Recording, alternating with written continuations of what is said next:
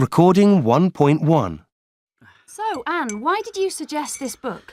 Well, I've bought quite a few self-help books over the past few months, and I suggested this one for the book club because my brother's been telling me to read it for ages. Apparently, it's sold over 16 million copies, and it's still selling well, which surprised me because it's pretty basic stuff, really. I mean, you know, smile at people. That's a bit obvious, isn't it? Or make the other person feel important. That's pretty obvious too. But as my brother said, if what Carnegie's saying is that self-evident, then why don't people do it? And he's got a point. Yeah, I agree with your brother there. And, OK, even if some of the points he makes in the book seem basic, I mean, I still find it fascinating. Actually, I think people are getting fed up with me talking about it. I've told at least 10 people about it at work this week. To be honest, it's the first time I've read a book like this. And even though I haven't quite finished it yet, I mean, I've read about 150 pages so far, I totally agree with what he's saying. I mean, the bit where it says, as a rule, we aren't good listeners, I mean, that's so true. Yeah. I mean, we're usually just waiting to speak. If someone's talking about something that's happening to them or happened to them, then most people are just waiting to butt in, aren't they? With, you know, same thing happened to me, and off they go, you know, whittering on about themselves. I mean, I think Carnegie's right when he says that if you want people to like you, you've got to learn to really pay attention to what they're saying. Yeah. I mean, actually encourage the other person to talk about themselves by asking questions. I mean, showing that you're interested in them. Anyway, I've been trying to be a more attentive listener and not interrupt. But I tell you, it takes some self-discipline. As soon as you finish reading it, I'm going to give it to my brother because he's got no social skills whatsoever. I mean, it's true. What about you, Dean? Did you like it? Yeah, I did. And to be honest, I wasn't expecting to. Like Si, I agree with a lot of what it says. Like the bit about how important it is to remember people's names. Never thought about that before. But a friend of mine, John, he's brilliant at that. And it works, especially when he's chatting up girls. For instance, last night we went for a pizza. I went to the loo, hadn't been gone for more than a minute. But by the time I got back to the table, he'd introduced himself to the 3 girls at the table next to ours and learnt their names. Wow. There he was saying stuff like, "So, Claire, how are you enjoying London?" You could see Claire was thinking, what a nice guy. And I'm sure it was just because he called her by her first name. Actually, since Anne suggested this one, I've read a couple of his other books. Yeah, I bought one of his other books recently too. Ah. Well, during the last couple of weeks, I've actually been trying out some of Carnegie's suggestions as well. Oh. You know, like the one where he goes on about how powerful a smile is. Yeah. But that's true though, isn't it? I mean, most people walk around with a scowl on their face so that when someone actually does smile at you, it really makes an impression. It does. You know, he suggested smiling at everyone you come into contact with for a week and note what happens. Yeah. Well, I did, and it really does make a difference. Like, I've been going to the same train station for years, and up until now, I've never really had any contact with the guy in the ticket office other than return to Richmond, please. So I started with him. You know, a smile and a bit of eye contact, and it was amazing. He's been really chatty ever since. Much nicer way to start the day. And remember the bit where Carnegie says, even if you don't feel like smiling, force yourself to, because smiling actually brings on a feeling. Yeah. Well, I've been trying to do that too, and it works. Yeah. It's a different mindset, isn't it? And I love that quote, that the Chinese proverb, a man without a smiling face must not open a shop. I know a few shop assistants who could learn from that. Especially... Recording 1.2. Dave. I do get out and see friends on a fairly regular basis. It's usually based around squash or playing sports or something, and we'll end up with a drink and talk afterwards. What we talk about isn't deep and meaningful though, far from it. It's usually about current affairs, something like that, and it usually degenerates into a list of 5 best cars or old films or whatever. I think the whole issue of friendship between men isn't sort of based around the emotional bit. It's much more to do with common interests and the fact that someone is sort of into something that you are. I think if it was something serious, something close and emotional, you tend to go with and talk to older friends, people that you were at college with, someone that you think you could unload everything onto. The problem with men is that they don't do that. What usually happens is we sort of bottle things up and don't use friends as well as women do. Helen. Well, if something major happened, it would probably be my parents I'd talk to first. They'd be the first people to know. But I do confide in my friends a lot on a day-to-day basis. We tend to meet about once a week, and we meet in a cafe. We always meet the same place, actually. And the reason we meet there is that they put up with all our noise. We try to snatch about half an hour, but that's what we say, but it usually goes on. We just relax and giggle, and I always end up saying much more than I'd intended to. So yeah, friends are a really big part of my life, and they have to put up with a lot from me, but I hope I'm able to give them a little bit back. But most importantly, we do manage to have a really good laugh about things. Andrea. Okay, a person who I tend to confide in is my hairdresser, funnily enough. I think the reason I confide in him is precisely because I don't want to unburden all my worries on my family. So the hairdresser is a neutral ground, if you like, where I can just go and talk, and I know what I say won't go any further because it's of no interest to my hairdresser. We've got a set routine, I suppose. We sit down and he's focusing on my hair, and we have a quick "how are you?" and he tells me very briefly, and then I launch onto what I've got to talk about. It was great, but it wasn't until he broke up with his girlfriend that my hairdresser started to confide in me, which really changed the dynamic of our relationship. Suddenly he became this person who had needs and who wanted to unburden himself onto me. I mean, if it wasn't for the fact that he gave me such a good haircut, I'd definitely think about moving to another hairdresser. Alex.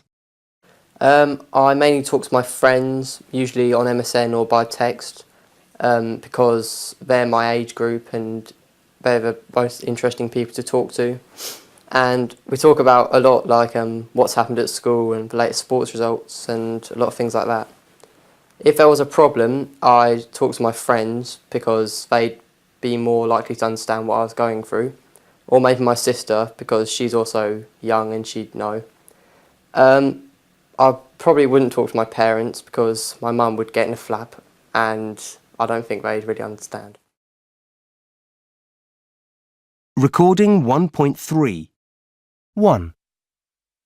The reason Lucy's coming is to help me out.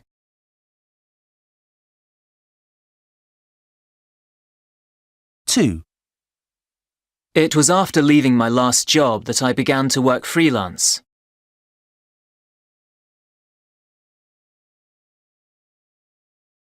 3. What you should do is write a letter and refuse to pay.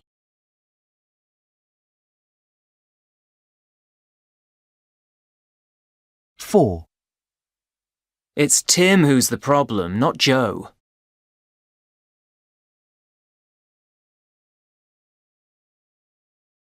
5. The person I wanted to speak to was Ben.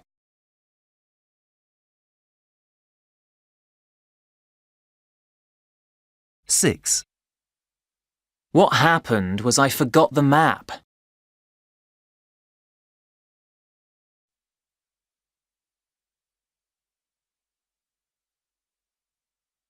1.4. Well, my favourite saying is, let's cross that bridge when we come to it. It's probably not very exciting for British people, but for me as a non-native speaker, I thought it was really, really nice. It basically means that you can't always plan ahead and you can't control everything. Well, to put it simply, you can't really worry about things that are way in the future. The first time I heard it was from my then boyfriend, Ben, and nothing has influenced my life more than that saying, actually. Well, Ben and I are now married, so I reckon it worked out all right. My favourite expression is you pay peanuts, you get monkeys, which kind of basically means that the less money you pay, the worse the service. It's an expression I've always wanted to tell my boss, but never really had the courage to do that. One of my favourite sayings is, if you fly with the crows, you'll get shot with the crows. I can remember my grandmother saying it to me when I was growing up in Scotland. And what it means is that if you hang about with the wrong crowd, and what she was saying to me is at school, with people who behave badly, you'd get punished with them, even if you were wrong. I've not heard the expression in years, but recently I've heard it quite a lot in the news and political contexts. Well, my favourite saying is something I picked up from my mum, and I use it because I'm not a very practical person. The saying is, why have a dog and bark yourself? And this basically means there's no need to bother doing something difficult if someone around you can do it better than you. So, for example, my boyfriend's a fantastic cook, and when people say to me, do you cook? I can say, why have a dog and bark yourself? Because there's really no need for me to bother. Well, I grew up in a horsey family, and everyone in my family rode horses, except for me. And as a result of that, I picked up quite a few expressions involving horses. One of my favourites is horses for courses. Basically, different horses are involved in different kinds of races, and the horses are suited to its particular course. So, in real life, every person is suited to a particular job, every machine to a particular job. And horses for courses basically sums up that connection between the thing and the job it should do. Recording 1.5. OK. Peter, will you please tell us the definition of the Australian expression, she'll be apples? Lovely expression, isn't it? She'll be apples. Or should I say, she'll be apples. Well, what this basically means is someone is going to be really pleased, or surprised, or really thrilled with something. For example, if you show me a present that you've bought for your mother and I say, she'll be apples, this simply means I think she'll love it. Naomi, your definition is? Peter's pronunciation is very good. But of course that's not the real definition of she'll be apples. Let me explain the real meaning to you. As you know, apples are nice, they're sweet, they're good.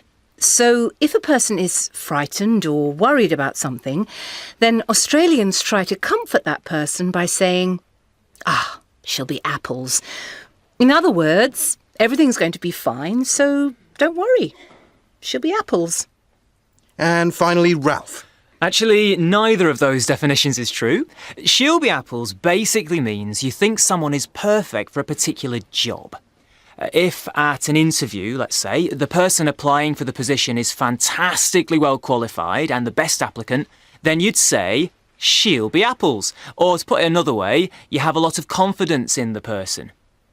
OK, Shirley's team, which do you think is the true definition of she'll be apples? Does it mean someone is going to be really pleased or surprised? Or is it a way of saying, don't worry, everything will be fine? Or does it mean someone is perfect for a particular job? What do you think? I don't know. I thought that... Recording 1.6. OK, Shirley's team, which do you think is the true definition of she'll be apples? What do you think? I don't know. I thought that... I'm thinking, please. Yeah. Well, I really don't. I think I'm going to go for it. OK. Well, they're all convincing, but we think Ralph's definition is true. We can imagine after a job interview, the interviewer's choosing someone saying he'll or she'll be apples, meaning they'll be the best person for the job. Ralph? Sorry, wrong. And the true definition is? It means, don't worry, everything will be all right. So Peter's team is in the lead with 2 points to 1.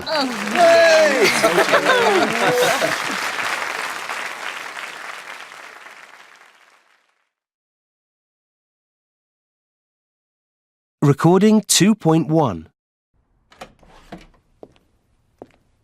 Walking into Tommy McHugh's semi-detached home, you're overwhelmed by a cornucopia of shape and colour. Everywhere you look, on every wall and ceiling, there is a mass of abstract designs, animals and faces.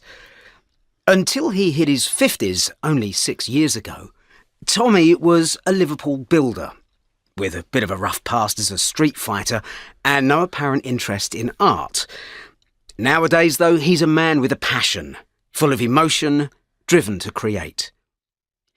He describes his mind as a volcano exploding with bubbles, each of which contains a million other bubbles full of unstoppable creative ideas.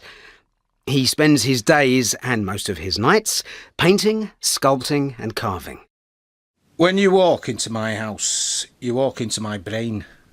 I've got that much going on in my brain. I have to let it all out or it overloads. I can't switch it off. The transformation in Tommy has been quite remarkable. So, what happened 6 years ago to bring it about? The extraordinary answer is a brain hemorrhage. One day, Tommy was in the bathroom when he remembers something popping in his head. By the time he reached hospital, his eyes had turned bright red and he was in agonising pain. 2 arteries in his head were leaking blood, and a delicate life-saving operation followed. Tommy's ex-wife describes what happened next. A few days later, he was sent home with a bag full of tablets. I didn't know what to do. He couldn't walk, or feed himself, or do anything really. Sometimes he didn't even know where he was. It was awful.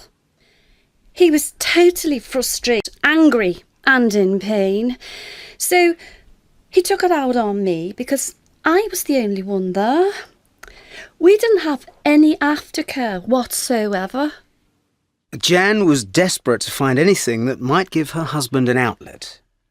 She'd always painted as a hobby, so she handed him a pen and a piece of paper and suggested he try drawing. When she turned back from cooking the tea only a minute or two later, he'd filled the whole page with tiny faces, all different.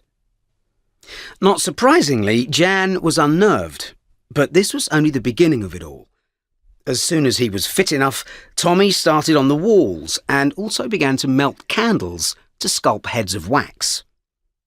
At this stage, he didn't enjoy his manic creativity and wrote cries for help to doctors around the world. Most ignored him, but 2 letters hit home, including one to the artist Marion Kalmus, who recognised in him an extreme version of what many artists feel. I told him I couldn't stop the bubbles exploding in his head, but I did know a lot of people who felt like that.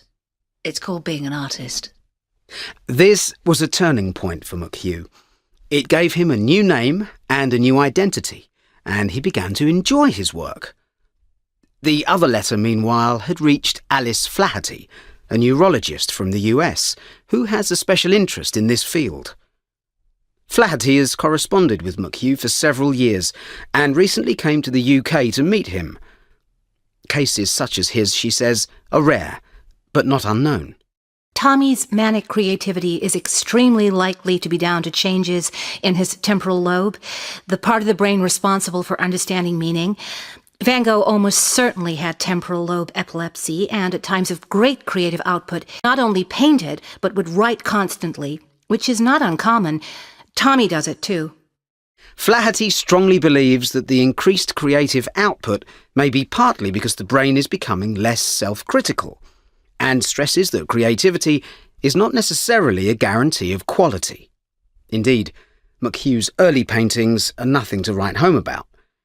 But some of his recent work, now that he's had some practice, is wonderful, in particular his stone carvings. And even though there is no way of knowing how much longer Tommy will survive, he's not in the least bit depressed anymore. His life has become an adventure, and he loves every minute of it. Recording 2.2. One of the places I remember most are the Galapagos Islands. Oh, yes. This group of islands about 600 miles out from Ecuador. I've heard of them. Yeah, yes. Fantastic place. We went to see some friends in Ecuador, and then they organised this boat trip for us, which lasted about a week. And were they exotic sun-kissed tropical islands, as the brochures would have you believe? Not at all, actually. They were quite grey. I just remember greyness, sort of volcanic rock, bit of vegetation, very cold, forbidding sea, and a lot of cloud. Even though we went in August, it was quite cloudy. Did you get to see a lot of animals and birds? Oh yeah, it's brilliant for that. Absolutely brilliant. You know, I was really excited. You have these giant land tortoises. You know, the famous tortoises. They've got albatrosses, which are unique to the island. Marine iguanas, blue-footed boobies. What are they? Oh, they're great. They're sort of rather stupid-looking, clumsy birds with blue feet and long necks, and they're about the size of a goose and do really strange, flappy dances. You know. And are they tame? Yeah, all the animals absolutely tame. You can walk right up to them. You can walk through them. They don't run away at all. They're absolutely fantastic. Incredible. Recording 2.3. I'm not sure I've told you about my trip to Ireland, have I? No, you haven't. No, well, this was last summer. I haven't seen you for a while. We were expecting sort of 2 weeks on beautiful sandy beaches, and we were expecting the lush green hills of Ireland. I mean, I'm American, so, you know, all the cliches of Ireland apply to me, and we all love to go there. Anyway, and we were expecting a beautiful lodge that we'd rented from some friends of friends. After we got there was sort of 18 hours traveling in this driving, pounding rain. We stopped off. Our first stop when we got near to the house was to buy the toughest waterproof gear that we could find. We then arrived very late at night at the house, which turns out to be not a beautiful lodge, but a very stark, modern log cabin. No rustic charm then? Primitive is more than rustic, I think, the word there. And the thing that we decided to do the next day was get up and explore our surroundings. Instead of a sandy beach, what we had was a very thin strip of gravel. Oh dear. And the owner had forgotten to tell us that the beach was actually half an hour's sail away in a very small dinghy. Which is something you don't want to be doing in bad weather. Not really in the choppy seas that we were surrounded by. So I have to say, it wasn't our best holiday. Recording 2.4. Can you tell us how many overseas visitors come to England each year? Oh, a lot. On average, well over 27 million a year. Last year, 27.4 million overseas visitors came, and they came from all over the world. Can you give us some statistics of the breakdown of nationalities? Well, Americans top the list. The latest statistics I've got for that show that they account for about 3.5 million of the 27 million that I was talking about. And then the French and Germans come next, about 2 million overseas visitors each. Spain, 1.7 million, and Italy, 1.2 million. So those are the most frequent visitors we've had in recent years anyway. And where do they head to when they get here? Overwhelmingly, they go to London. It's by far our most popular destination. Last year there were over 15 million overseas visitors to London. And it's a shame really, because many people don't venture very far away from the capital. But you know, England has much, much more to offer. It has great diversity really. Recording 2.5. So where would you suggest people go to find this diversity? Well, it depends what people want, really. I mean, we like to think we've got something for everybody. Most overseas visitors probably wouldn't think of England as the obvious place for a beach holiday. But if you think about it, we are an island and there are hundreds of miles of coast, staggeringly beautiful coastline. And for families, I suppose we can't do better than Cornwall, really, in the southwest of England. You can get surfing, lots of water sports, really good for family holidays, as are the Norfolk Broads, which is in the east of England. You could hire a boat, meander through more than 125 miles of waterways, passing the most peaceful countryside. And if you're into getting away from it all and climbing and hiking, then go to the Lake District. That's a place of breathtaking scenery. If you're into quaint villages and rolling countryside, you're really spoilt for choice. Go to Northumberland or the Cotswolds. You can really escape the masses and at the same time see fantastically picturesque villages with typical thatched cottages and of course the traditional country pubs. Wonderful place to go. And of course England is steeped in history. Yeah, if it's history you're after, then again you're spoilt for choice. there are lots of historic towns other than London. For example, there's York, dating back to before Roman times, walled city, tiny cobbled streets, a delight really. And then York Minster is a fine example of Gothic architecture. In fact, it's Europe's second largest Gothic cathedral. And if you happen to be there on a Sunday, well, you're really in for a treat because the magnificent bells ring out all over the city. I mean, it's fantastic.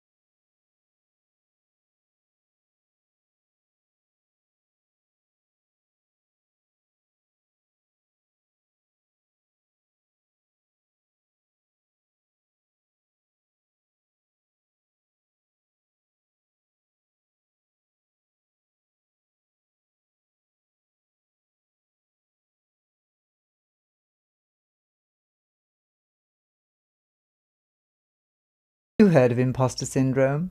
No, it's not someone trying to steal your identity. It's the nagging feeling that even though to everyone else you are supremely successful and capable, inwardly you are convinced that you're just bluffing your way through and that at any moment now you'll be found out. Sound familiar? I interviewed people about the latest syndrome to hit the psychiatrist's couch. Recording 3.2. Valerie, had you heard of imposter syndrome before? Yes, I had actually. It's interesting because you read a few sort of biographies of famous people, and a lot of them will start talking about it. But I didn't actually put those words to it, but I understand what it's about, and I feel that perhaps I'm a bit of a sufferer. And your profession is? I am a garden designer. Right. But I've come late to that. I used to be a teacher. And I think having come late to something, you kind of feel a bit more of an imposter because you've lived so long as a teacher. You can't possibly be a real garden designer. Right. Because I think the more you learn about something, the more you know that you don't know. So, of course, your confidence begins. You're sort of not totally confident. So do you think that your clients are going to sort of rumble to the fact that you've sensed this within yourself, or? Well, I don't think they do, because I think years of teaching have taught me that I can overcome that. But I do feel it inside. And did you have it when you were a teacher? Yes. I think I'm the sort of person, it doesn't matter what I do, I'll always feel I don't know it all. And I will be, somebody's going to catch me out one day. Richard, had you heard of the term imposter syndrome before? No, I hadn't, not until you explained it to me. And do you think you've personally had experience of it? Oh, no, I don't want to sound arrogant, but it's not something I recognise. And what, in fact, do you do for a living? I'm a cameraman. I work in television. So you have all these directors and producers expecting rather wonderful images from you, and in general you feel quite self-assured that you can give them what they need? Well, I'm not saying I'm perfect, but I think I'm good enough that most of the time when I make a mistake, only I realise I've made one. I see. And in the media in general, do you think there are people out there who have this sort of nagging self-doubt? No, I don't think so. The media's famously full of probably overly self-confident people. No, nobody likes to show any doubt in the media. Miranda, had you heard of imposter syndrome before? Well, I hadn't, and then I kind of put the idea of imposter and syndrome, and then I read about it and thought, well, actually, I feel a little bit like an imposter because I've been incredibly lucky. I've had an enormous amount of good fortune in being given this privilege of having a place at this wonderful university and a fully funded PhD, wow, which is not only fully funded for all my fees, but I'm also being paid to travel the world to go and collect my data. So how could this happen? How could this happen to me? And when I go and see my supervisor, I keep thinking that he's going to say, I'm sorry, Miranda, but actually it was all a trick. It really wasn't what you thought it was. And we found out that you're not who you say you are. Recording 3.4. How about you? Well, generally, if I'm not feeling too happy, then I need something to work towards. So I try and make contact with friends that I don't really see very often, and I find that if I'm with them, then I kind of forget about what's going on at the time and just remember the things I used to do with them, and they just kind of accept my personality, so I don't have to that trivial thing that's usually making me not very happy doesn't really mean very much to them. So yeah, good memories always help. Exactly. Recording 3.5. 1. Oh, hi, Al. I've been looking for you everywhere. Listen, would you and Lisa like to come round tomorrow evening for a bite to eat? A. Well, actually, we were planning to go to the cinema tomorrow, so... But yes, we must all get together sometime. B. We can't tomorrow, we're going out. 2. Do these look okay? A. I don't like bright colours on you, and they're too tight round the hips. B. Well, I think darker colours suit you better. I'd go for black instead if I were you, and they could do with being a bit looser around the hips. 3. That was great, wasn't it? Did you enjoy it? A. No, I didn't. Most of it was really slow, and the woman who played the main role was rubbish. B. Well, it was sort of interesting, in parts, but quite honestly, I've seen better performances. 4. Did you enjoy your meal, sir? A. It could have been a bit hotter, and unfortunately, the steak was on the tough side too. B. It was stone cold, and the steak was tough. Recording 3.6. We were planning to go to the cinema tomorrow. I'd go for black instead, if I were you.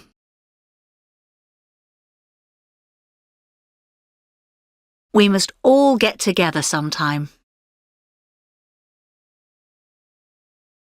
I think darker colours suit you better. And quite honestly, I've seen better performances.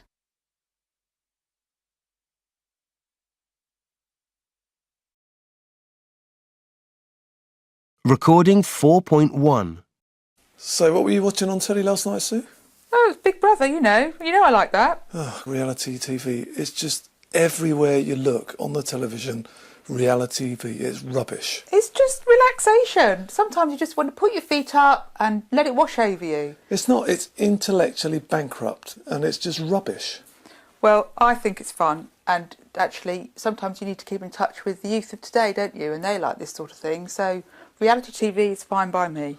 Well, it's a sad indictment on society, frankly. Well, it's fun to see people outside their normal environment testing themselves. But they're not, though, are they? They're not. Why It's not? just it's a tired template that's been used, that's provocative. It's there to create conflict. It's to see the worst in people. It's poking fun at people, at their misery. Well, they know what they're letting themselves in for.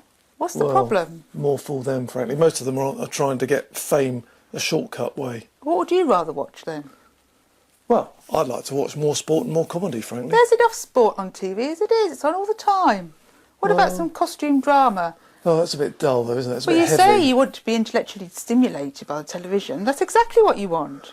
No, actually, what I want is some good comedy for me to relax. See? And Relaxing. Just like reality TV. No. Something that involves creativity, something that's innovative, something that makes you laugh. That's not reality TV. Reality TV, as I said, it's poking fun. Well, each to their own. Recording 4.2.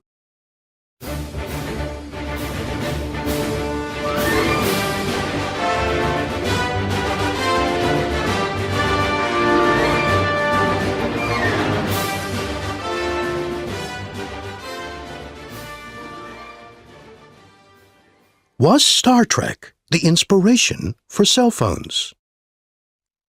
Apparently so. Dr. Martin Cooper is considered the inventor of the first portable handset and the first person to make a call on a portable phone in April 1973, much to the bewilderment of passers-by in a road in New York. The first call he made was to his rival, Joel Engel, who was the head of research at Bell Labs. Cooper was later to reveal that watching Captain Kirk talking into his communicator on the TV show Star Trek had inspired him to research the cell phone. The first phones weighed over a kilo, compared to most modern phones that weigh 100 grams or less. Did Star Trek inspire Voyager 1 and 2, which were launched in 1977? Well, Dr. Mark Raymond was 5 years old when he first watched Star Trek and became fascinated by the idea of space travel. He wanted to know how far into space we could go, and he dreamed of being a science officer on the Starship Enterprise. Instead, he would become a senior science officer for NASA and was involved in the Voyager probes. Voyager 1 is now at the edge of the solar system and heading for interstellar space. Interestingly, following a letter campaign, NASA agreed to name its prototype space shuttle after the Starship Enterprise. And was Star Trek the inspiration for MRI and CT scans? It probably was. Dr. John Adler, professor at the Stanford University Medical Center, acknowledges that the non-invasive diagnostic technology used by Star Trek's medical officer, Dr. McCoy, helped inspire a medical revolution. Medicine in the 1960s and 1970s was a world away from Star Trek. It involved messy, dangerous, exploratory surgery, where surgeons would cut through tissue to discover what the problem was. The idea that diagnosis could be done the way Dr. McCoy did it, quickly, painlessly, and without a surgeon's knife, was something to strive for. In fact, Dr. Adler has invented the cyber knife, which can destroy cancerous cells by passing hundreds of beams of radiation through them. Was Star Trek the inspiration behind the iPod? Well, Star Trek certainly inspired Steve Perlman, who, back in the late 80s, was an employee at Apple Computer Inc. While watching an episode of Star Trek The Next Generation, he saw something that fired his imagination. The robotic character, Data, was able to call up any music he wanted from his computer. Steve would later be part of a team that invented QuickTime technology, which can select, store, and play movies and audio files. It was this software that helped pave the way for the iPod. Recording 4.3. A. We didn't know our ideas were going to be successful. In the original series, nothing was based on scientific research. We just made it all up. Little did we know these gadgets were going to inspire a generation of young Earthlings.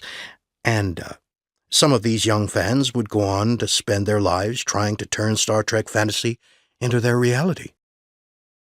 B. Years later, we were to find out that many of the inventors in Silicon Valley had been Star Trek fans as kids. All these geeks in the 1960s decided they were actually going to make personal computers like those that Spock used, and that included pocket or palm computers. But it wouldn't happen overnight. C. We didn't realize that these bits of cardboard and plastic being used on set were about to be transformed into everyday modern technology. D. And we thought that Star Trek was just supposed to offer entertainment.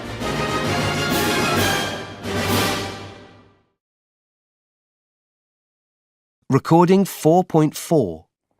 Could you tell us, Andrew, is there still a difference between the tabloid newspapers and the so-called quality press in Britain? Oh yeah, there's a huge difference. I mean, physically you'll see the difference straight away because a tabloid paper is smaller. The so-called quality press, otherwise known as broadsheets or the heavies, have up to now tended to be bigger. Recently, because of the problems people have had, say, on trains, on buses, opening newspapers that are too big, they've become smaller. The Times, for example, has gone into a tabloid format, but the tone of the paper hasn't changed. They still use more serious language, they still use smaller headlines, they still present the news in a more sober kind of fashion.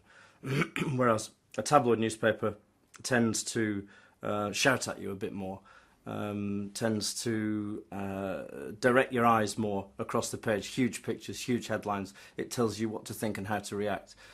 Also, the tabloid papers tend to have a much bigger circulation. They sell in the millions, whereas the broadsheets sell in the hundreds of thousands, and that's a sort of reflection of the kind of of the way society breaks up, of the way society is constructed. The more intellectual end of the newspaper market they maybe sell between 300,000-400,000 and 800,000, and the biggest selling papers sell about 3 million, and they're the furthest down market. Can you tell us, Andrew, what kind of stories really sell newspapers? Well, it depends what newspaper you're talking about. You have to, as a journalist, think about who's reading your paper when you're deciding how to prioritise your stories. The broadsheet newspapers tend to focus on the more serious stories. Political stories especially are a great favourite for them to lead on. If you go right to the other end of the market with the down market, so-called red top tabloids, like TV stories, they like stories about film stars, they like stories about royals, They like crime stories, something with a much sort of brasher, instant appeal. Our newspaper, the paper I work for, is somewhere in the middle of the market, so sometimes we'll splash. The splash is the main story on the front page. That's a term that journalists use. Sometimes we'll decide that the splash should be a political story, sometimes a crime story. We like family stories. We like stories that relate to the kind of people that are buying our paper, the middle-class families that we think are at the heart of our circulation. Recording 4.5. Clearly, the stories in different sorts of newspaper are written in different ways. Could you explain to us how the journalists know what kind of language to use? As I mentioned earlier, the pictures are bigger, the headlines are bigger.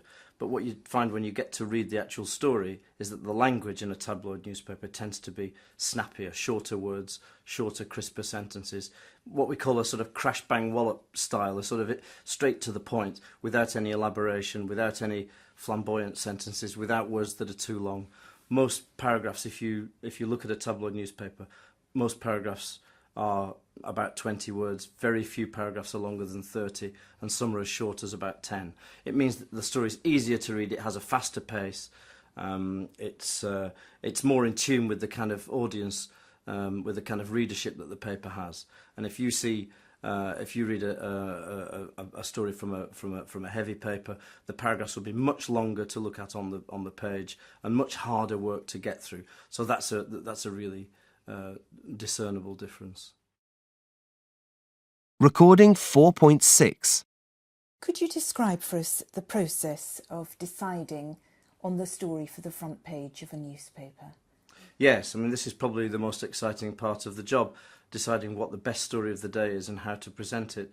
Every reporter wants to get his or her story on the front page, so they'll be trying their hardest to convince the news editor of the paper that theirs is the best story and that's where it should go.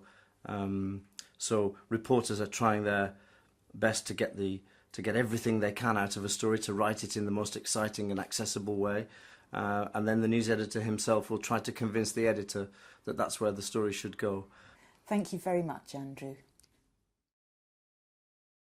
Recording 4.7.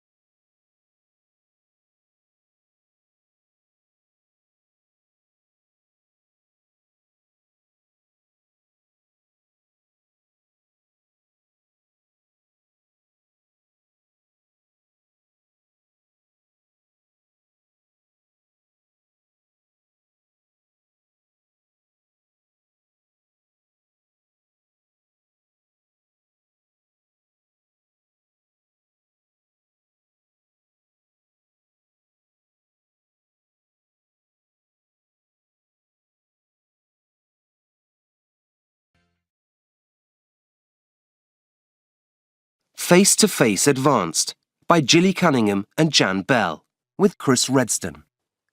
Published by Cambridge University Press. This recording is copyright. CD 2. Recording 5.1. When you go to the cinema or watch telly and see all the people in crowd scenes, the chances are you never give them a second's thought. And yet for many people, this is their job. They're extras, like Daniel and Kate, who are with us today. Good morning. Hi. Hi. Daniel, what makes people like yourself want to be an extra? Good question. Well, I guess I've always been keen on amateur dramatics, and so I suppose it's a way of keeping in contact with the acting world. Luckily, the working hours for my normal job are quite flexible. Otherwise, I wouldn't be able to do it. You never know when you'll be needed on set. I suppose there's a lot of hanging around. Yeah, they're long hours. But I have no problems amusing myself. I'm a writer, so I always take my laptop with me and, well, just get on with my work. Now, you've appeared in some big films, haven't you? Yeah. What's it like seeing yourself on the big screen? Well, half the time I can't even spot myself, well, unless I really concentrate. But I'm usually in crowd scenes as a wedding guest or a person in the street, you know, that kind of thing. Are there ever jobs when you are more than just a face in a crowd? I get given short scenes from time to time when I'm a postman or a taxi driver or whatever. Sometimes I have to react to what someone says. I mean, you often find that you've been edited out later, which can be disappointing, but it makes a change and you get paid more, so that's always welcome. The money's not bad at all, really, for what you actually do.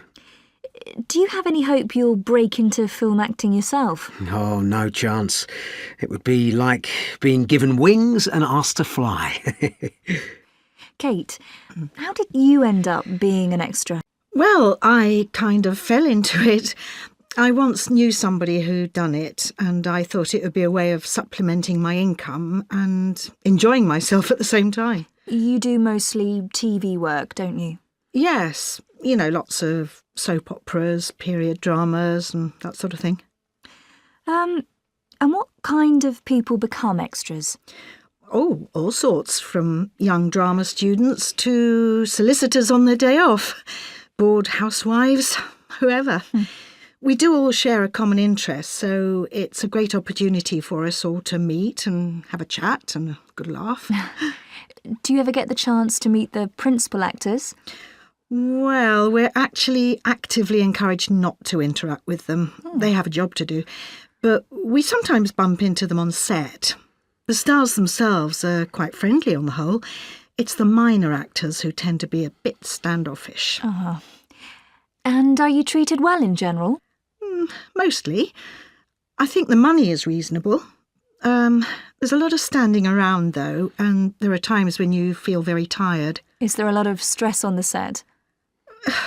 If there are delays, nerves do get frayed, as there's a sense that time and money is draining away. We aren't really affected, though. We're not important enough.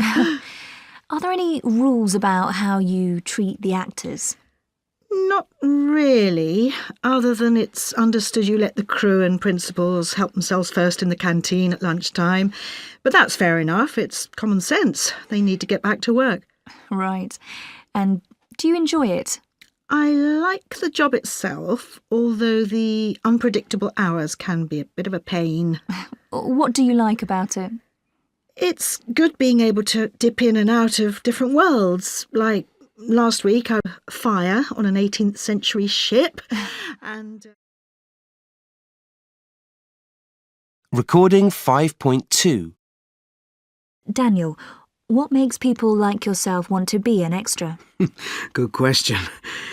Well, I guess I've always been keen on amateur dramatics, and so I suppose it's a way of keeping in contact with the acting world. Luckily, the working hours for my normal job are quite flexible. Otherwise, I wouldn't be able to do it. You never know when you'll be needed on set. I suppose there's a lot of hanging around. Yeah, they're long hours. But I have no problems amusing myself. I'm a writer, so I always take my laptop with me and, well, just get on with my work. Now, you've appeared in some big films, haven't you? Yeah. What's it like seeing yourself on the big screen? Well, half the time I can't even spot myself, well, unless I really concentrate. But I'm usually in crowd scenes as a wedding guest or a person in the street, you know, that kind of thing. Are there ever jobs when you are more than just a face in a crowd? I get given short scenes from time to time when I'm a postman or a taxi driver or whatever. Sometimes I have to react to what someone says. I mean, you often find that you've been edited out later, which can be disappointing, but it makes a change and you get paid more, so that's always welcome. The money's not bad at all, really, for what you actually do. Do you have any hope you'll break into film acting yourself? Oh, no chance. It would be like being given wings and asked to fly. Recording 5.3. Kate, how did you end up being an extra? Well, I kind of fell into it. I once knew somebody who'd done it, and I thought it would be a way of supplementing my income and enjoying myself at the same time. You do mostly TV work, don't you? Yes, you know, lots of soap operas, period dramas and that sort of thing. And what kind of people become extras? Oh, all sorts, from young drama students to solicitors on their day off, bored housewives, whoever. We do all share a common interest, so it's a great opportunity for us all to meet and have a chat and a good laugh. Do you ever get the chance to meet the principal actors? Well, we're actually actively encouraged not to interact with them. They have a job to do. But we sometimes bump into them on set. The stars themselves are quite friendly on the whole. It's the minor actors who tend to be a bit standoffish. And are you treated well in general? Mostly. I think the money is reasonable.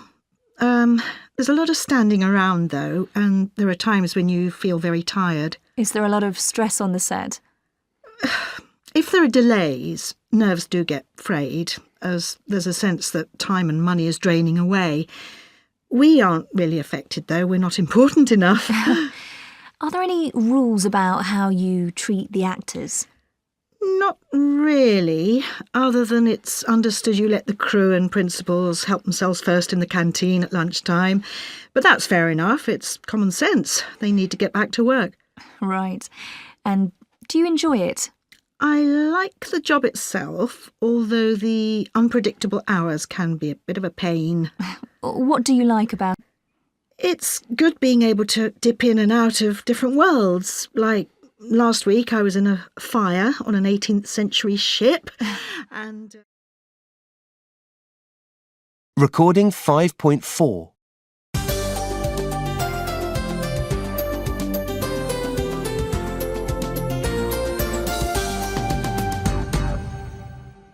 Good morning. With us in the studio today are 3 young people about to leave sixth form college. We talked to them about the difficult choices they have to make as they decide which university course to follow or which job to go into. So, Claire, do you know what you want to do when you leave college? Not really. It's something that I've struggled with for a long time, what I want to do with my life. The problem these days is there's so many possibilities out there, so many opportunities, and I think it's quite hard for people to decide and to find out what the real world, the real working world is like. So how are you trying to come to a decision? Well, recently I've been trying to do lots of work experience in lots of different fields and talk to people in those different areas to try and gain an insight. I've looked into teaching, publishing, I've done some charity work. So just basically trying to gain some experience. Is this working?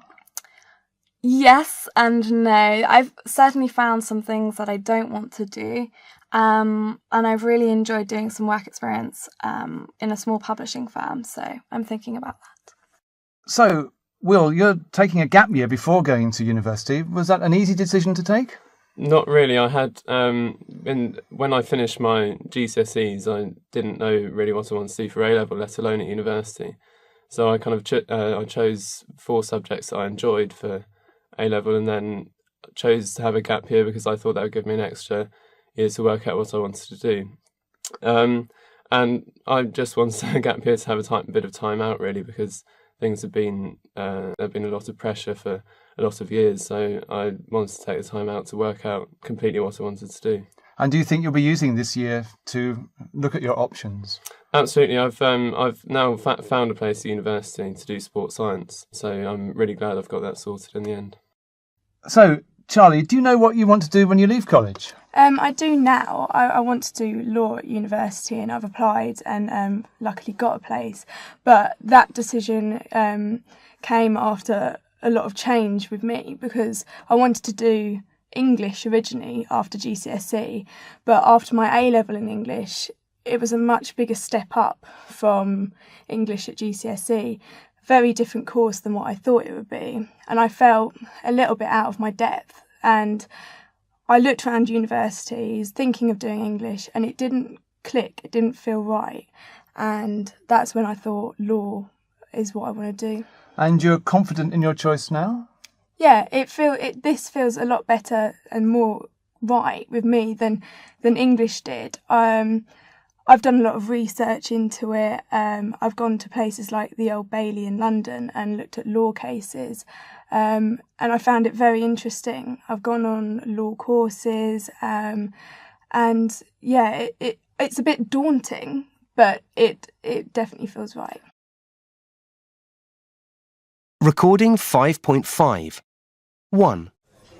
Oh, it's totally ludicrous, isn't it, really? I mean, the salaries these company directors and corporate lawyers and financial people in the city get paid, don't you think? I mean, it's completely out of proportion to what they actually do, for one thing. Not to mention the astronomical sum that footballers and film stars and so on get, too. Yeah. I suppose it's all about market forces. But it does seem very unfair. Well, it is. You know, when you consider that someone like a nurse or an ambulance driver gets paid a pittance, relatively, for what they do. And I mean, how could we get along without them? And what about all these jobs nobody wants to do but have to be done? Can you imagine having to clean the streets or collect the rubbish or... That's exactly what I was trying to get at. I mean, God, they're horrible jobs. So what I think is that anyone who has really, a hard job should expect to get paid well for it. You look dubious, Liz. Well, it's a difficult one because, historically people expect to get paid less if they've got no qualifications. But how come, though?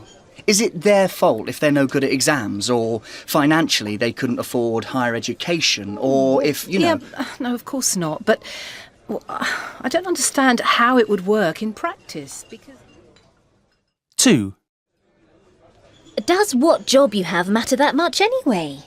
I mean, there's a whole world out there beyond work. It's only a means to an end, so you can eat and stuff, For you, maybe.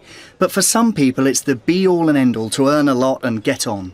Yeah, but surely it's an interesting job that's the main thing, not... Well, yeah, I'm with you on that. But all I'm saying is many other people, for them, their job is the main thing in their life. It's how they define themselves. Well, they're saddos, if you ask me. They should get a life, some interests.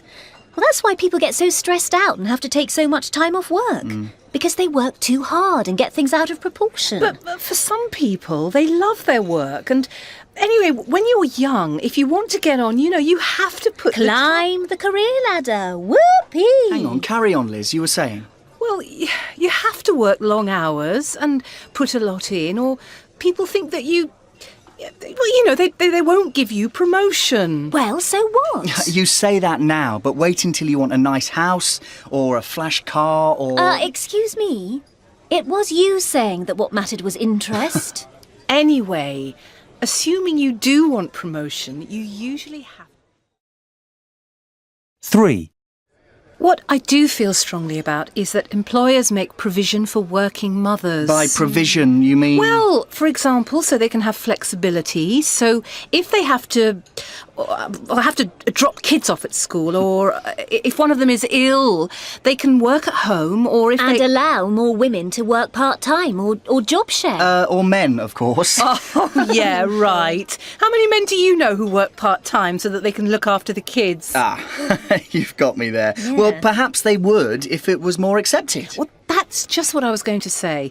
It's a kind of chicken and egg situation. Until employers offer people more flexible hours, parents, well, mothers really, are stuck because they feel guilty working full-time but need to work for whatever reason, and well, often they have no choice anyway. They need the money. The problem is, people with no kids might turn round and say, well, why should we cover for you? It's your choice to have children. And they might resent it if working mothers... Or fathers. Or fathers have special treatment. Oh, I don't know about that. I mean, after all, as a society, we're all responsible for the future generation, aren't we? But it'd certainly be a hassle for employers to organise. Which is why it would have to be law that they did it. After all, if they... Recording 5.6. 1. Oh, it's totally ludicrous, isn't it, really? I mean, the salaries these company directors and corporate lawyers and financial people in the city get paid, don't you think? I mean, it's completely out of proportion to what they actually do, for one thing. Not to mention the astronomical sum that footballers and film stars and so on get, too. Yeah. I suppose it's all about market forces. But it does seem very unfair. Well, it is. You know, when you consider that someone like a nurse or an ambulance driver gets paid a pittance, relatively, you know, for what they do. And I mean, how could we get along without them? And what about all these jobs nobody wants to do but have to be done? Can you imagine having to clean the streets or collect the rubbish or... That's exactly what I was trying to get at. I mean, God, they're horrible jobs. So what I think is that anyone who has really, you know, a hard job should expect to get paid well for it. You look dubious, Liz. Well, it's a difficult one because, well, historically people expect to get paid less if they've got no qualifications. But how come, though? Is it their fault if they're no good at exams, or financially they couldn't afford higher education, or if, you know... Yeah, no, of course not. But well, I don't understand how it would work in practice, because... Recording 5.7. 2. Does what job you have matter that much anyway? I mean, there's a whole world out there beyond work. It's only a means to an end, so you can eat and stuff, you know. For you, maybe. But for some people, it's the be-all and end-all to earn a lot and get on. Yeah, but surely it's an interesting job that's the main thing, not... Well, yeah, I'm with you on that. But all I'm saying is many other people, for them, their job is the main thing in their life. It's how they define themselves. Well, they're saddos, if you ask me. They should get a life, find some interests. Well, that's why people get so stressed out and have to take so much time off work. Because they work too hard and get things out of proportion. But for some people, they love their work. And anyway, when you're young, if you want to get on, you know, you have to Climb the career ladder. Whoopee! Hang on, carry on, Liz, you were saying. Well, you have to work long hours and put a lot in, or people think that you... Well, you know, they won't give you promotion. Well, so what? You say that now, but wait until you want a nice house, or a flash car, or... Excuse me. It was you saying that what mattered was interest. Anyway, assuming you do want promotion, you usually have... Recording 5.8. 3. What I do feel strongly about is that employers make provision for working mothers. By provision, you mean... Well, for example, so they can have flexibility. So if they have to drop kids off at school, or if one of them is ill, they can work at home, or if and allow more women to work part-time or job share. Or men, of course. Oh, yeah, right. How many men do you know who work part-time so that they can look after the kids? You've got me there. Yeah. Well, perhaps they would if it was more accepted. Well, that's just what I was going to say. It's a kind of chicken and egg situation. Until employers offer people more flexible hours, parents, well, mothers really, are stuck because they feel guilty working full-time but need to work for whatever reason, and well, often they have no choice anyway. They need the money. The problem is, People with no kids might turn round and say, well, why should we cover for you? It's your choice to have children. And they might resent it if working mothers... Or fathers. Or fathers have special treatment. Oh, I don't know about that. I mean, after all, as a society, we're all responsible for the future generation, aren't we?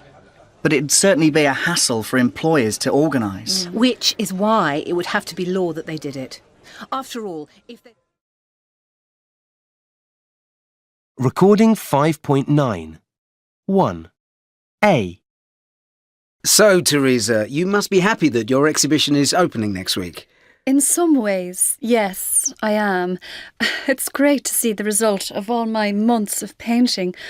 But at this stage, I don't know how people will respond to my work. The critics have always been enthusiastic about it, but until I see it hanging up and being enjoyed by others, then I'm stressed. This exhibition might be compared unfavourably with my previous ones, and if that happens, it's tempting to think that people have lost their judgment. But Now, being a painter is a very insecure way of earning a living, isn't it? yes, it is. I mean, I'm now quite well known and I earn a living from it. But for many painters, it's not like that. It's hard to get yourself recognised in the art world. We've all had to work out our own individual ways of reaching our goals and have all had to give up going to restaurants or having holidays. But not to paint would be unthinkable. B. I'm glad we're both going to university. I think it'll be great. Yeah, me too.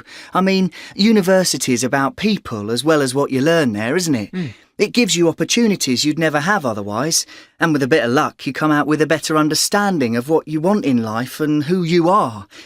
I really want to do medicine, but whether I turn out to be a surgeon like my father remains to be seen. How long's your course? 5 years, but then I have to do a year of postgraduate training before I'm a registered doctor. The cost of it all will be pretty massive, but it's an investment. I know it's what I want to do, so I'm prepared to put everything into it. Everyone's told me it's intense and have much time to socialise, at least at the beginning, which might not be that much fun. Sounds a bit scary to me. 2. First of all, let me tell you a bit about myself and how I became a pilot. Well, I've had a varied career, but my present job as a commercial airline pilot is the best one I've had. I fly passengers and cargo all round the world and see some amazing places. Being a pilot requires a great deal of technical knowledge, and I've always been fascinated by engines. In fact, that's what made me go for this job. That and the fact that I knew I had to make a decision about my working life. I'd been a secretary, a waitress, and finally a fitness instructor, which I enjoyed, but just wasn't very exciting. So I began to explore the idea of becoming a pilot. The more I thought about it, the keener I was to do it and get started on the training. Some of the theoretical bits of the flying exams I was able to do through a mixture of distance learning and classroom-based courses at a flying school in Scotland. And obviously I had to build up my flying hours in order to get my licence. I work for a large airline that does both short and long-haul flights. The advantage of flying to somewhere far away means that you get 2 days there to look around and recover before flying back to Heathrow Airport, where we're based. And for me, that's much better. Even though if you're only flying from Heathrow to Madrid and back, you can be home and sleeping in your own bed the same night. Before a flight, I need to be at Heathrow at least 90 minutes before takeoff, as there are a series of things we need to do on the ground before boarding the plane 45 minutes before departure. With my first officer, I check the flight plan and make sure there aren't any changes to normal procedure. One thing we can never be sure of course, is the weather. Naturally, we have to take it into account before takeoff. There's often time to chat with the guys on the flight deck when we're up at cruising height. I know them all quite well now. Unlike me, they all have families, so the conversation is usually about them. I must say, crew catering is not exciting. We often don't get what the passengers get, and I don't eat the same food as my co-pilot, just in case. Up in the air, we constantly have to monitor all the instruments, and we have to be prepared to alter course if necessary. It's inevitable that on some flights we will encounter turbulence, which passengers can find alarming. But it's not necessarily anything to worry about.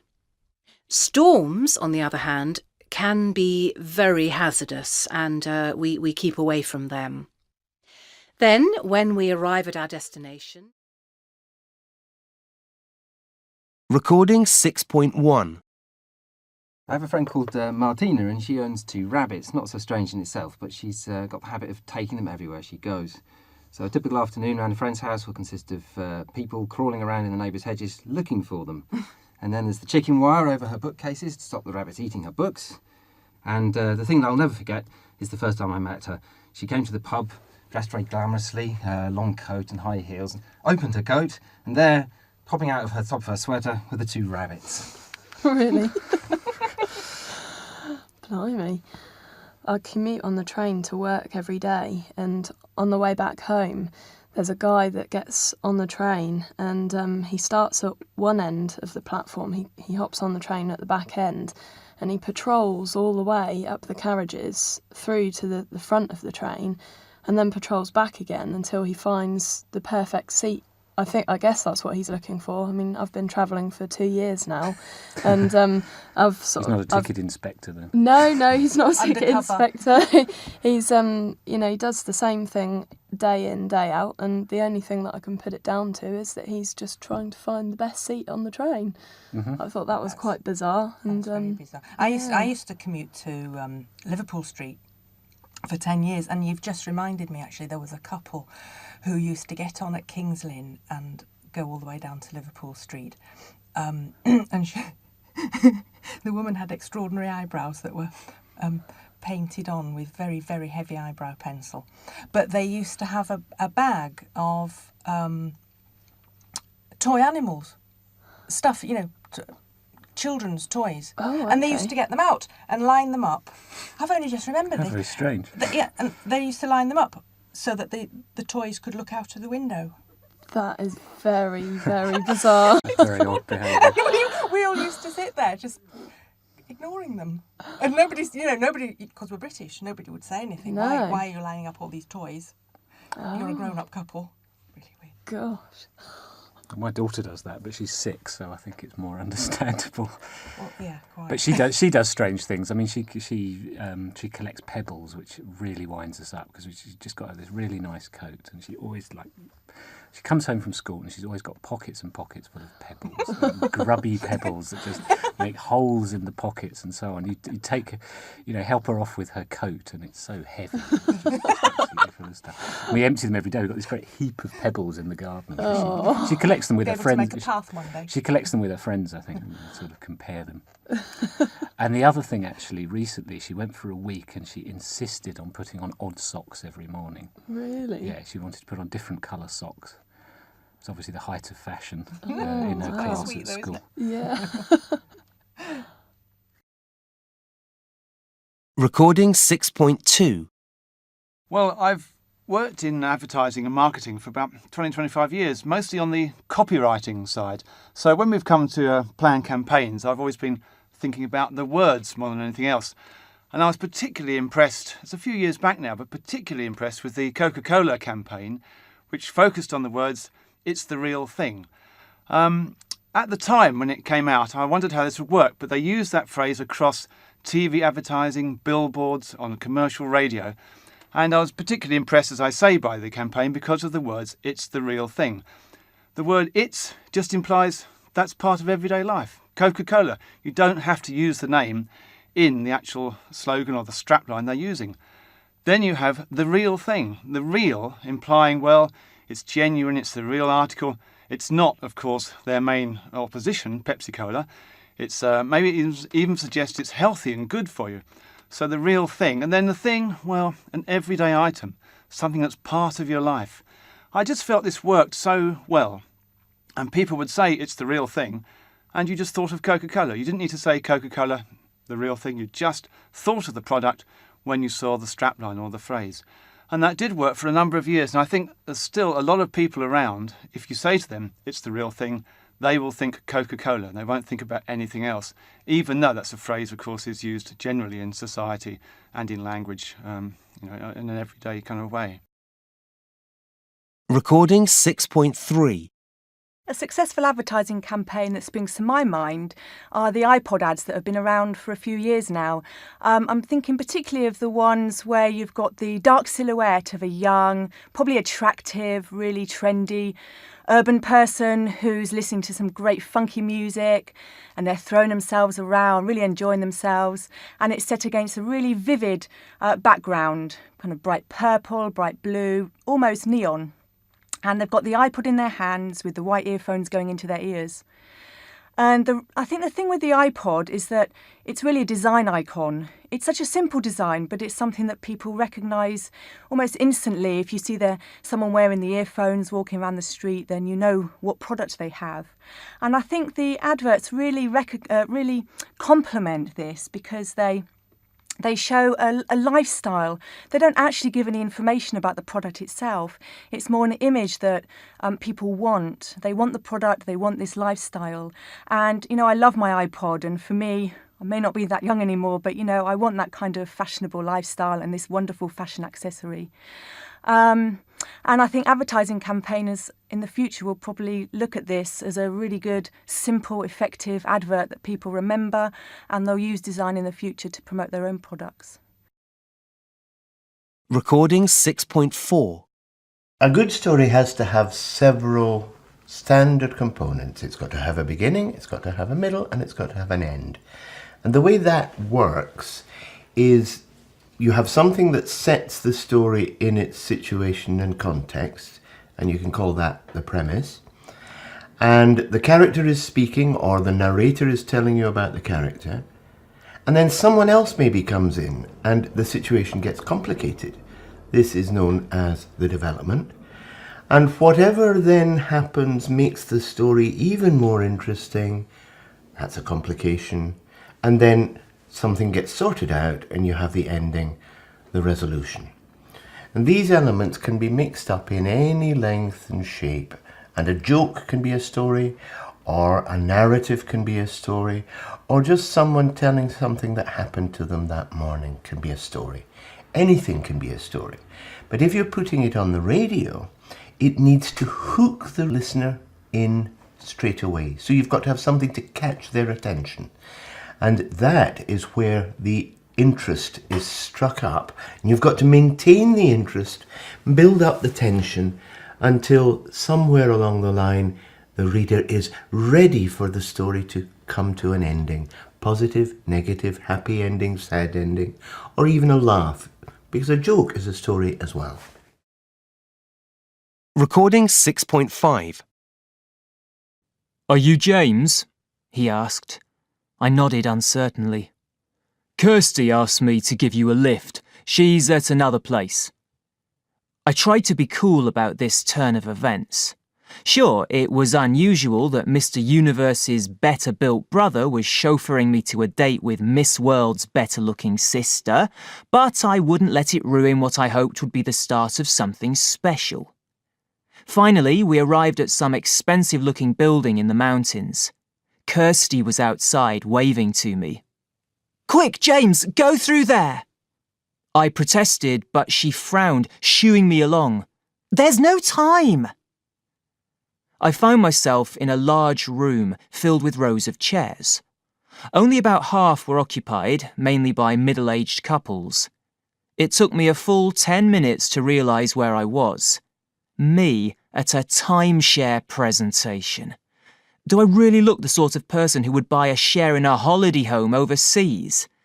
Humiliated, I stormed out. Kirsty was waiting and dashed after me. We're miles away from anywhere. Please, give us a chance, she cajoled. We can go for a meal afterwards.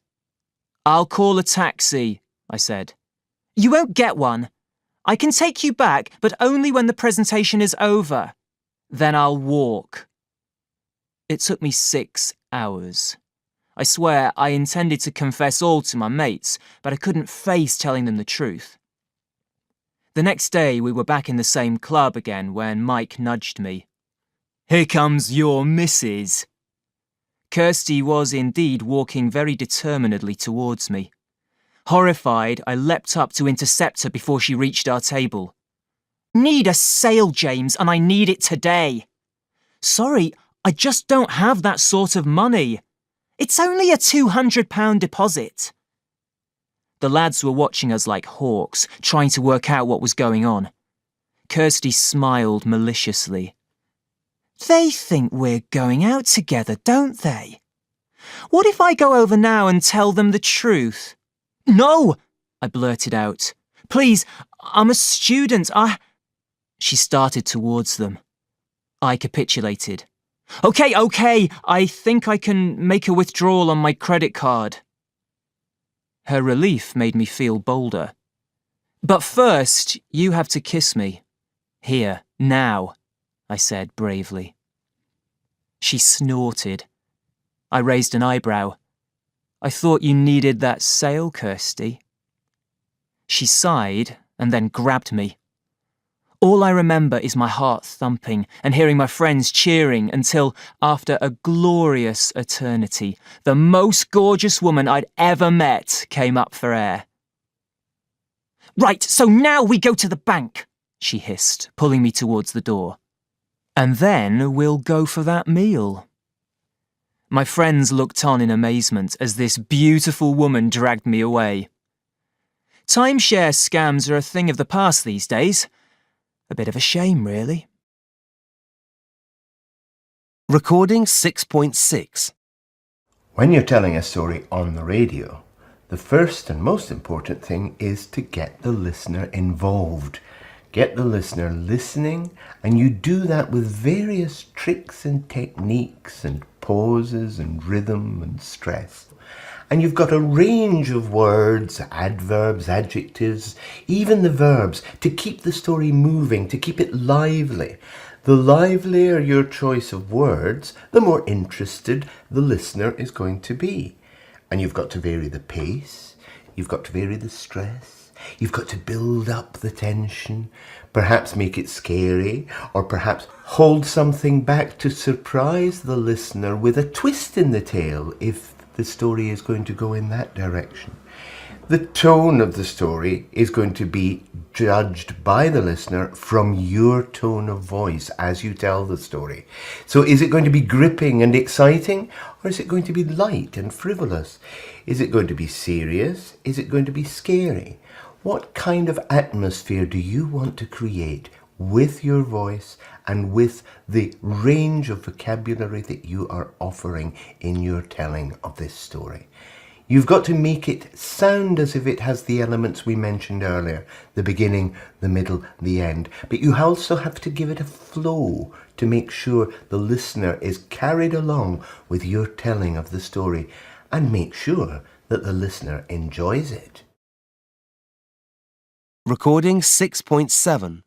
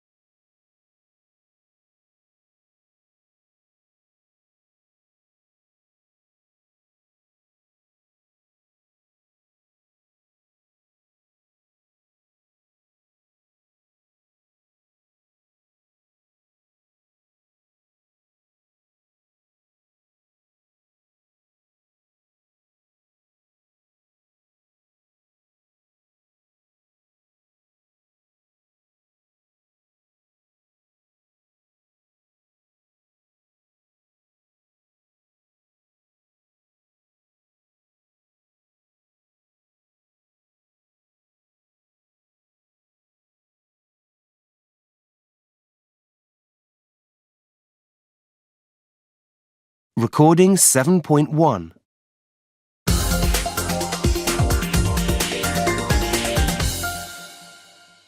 Good morning. In the studio with us today we have Zoe Powell, a freelance science journalist.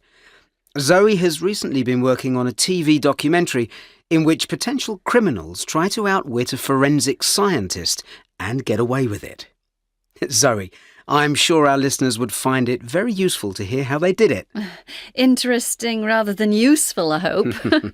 Well, at one time, if someone committed a crime, you didn't have as much to go on. These days, of course, techniques are much more sophisticated. Recently, for example, there was the famous case when a kidnapping was solved 20 years later, after the seal of an envelope was re-examined and the tiniest trace of dried saliva found there. So, if the kidnapper hadn't licked the envelope... He wouldn't be in prison now. Exactly. You have to be so careful not to leave any trace of yourself at all. Which is easier said than done, presumably, since our DNA is in virtually every cell in our body. Indeed. If a person doesn't want to leave forensic evidence, they should just slide through a window, because any broken glass, or other damage for that matter, scratch paint, for example, comes in very handy to forensic scientists. One burglar, who was found recently through his DNA, would have got away with it completely if he hadn't been sweating at the time.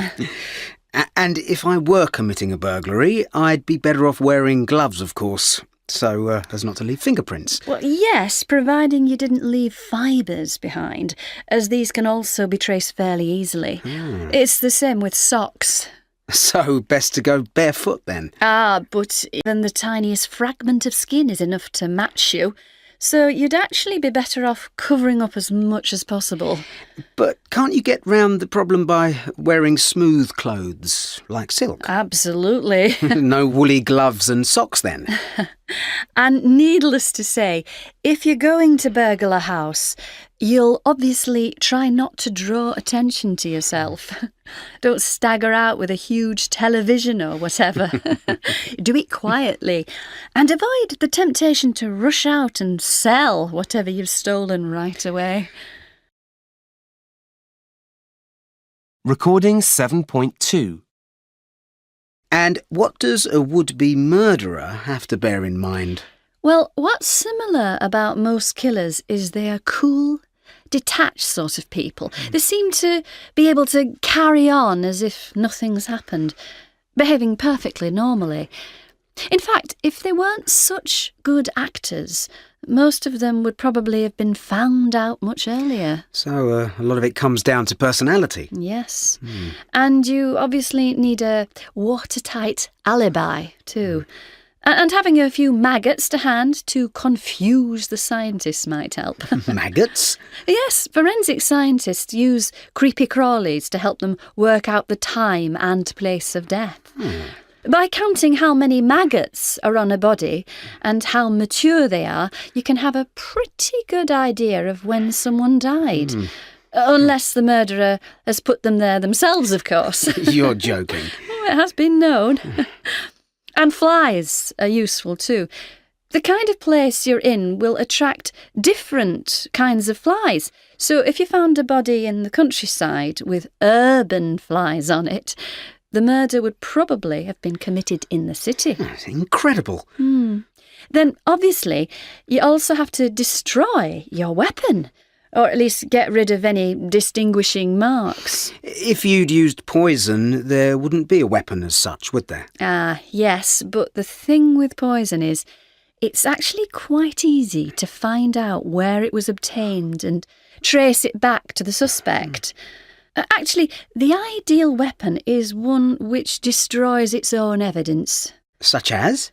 Well, for example, you could use an icicle, which of course will then melt. So if anyone happens to come across a bee next to a small puddle of water, you'll know what's happened. Thankfully, violent crimes are still relatively rare. But should any of your listeners be considering committing a crime, be careful. Scientific advances are making the likelihood of detection more and more probable every day. Indeed. Anyway, if you tune into our programme tomorrow... Recording 7.3.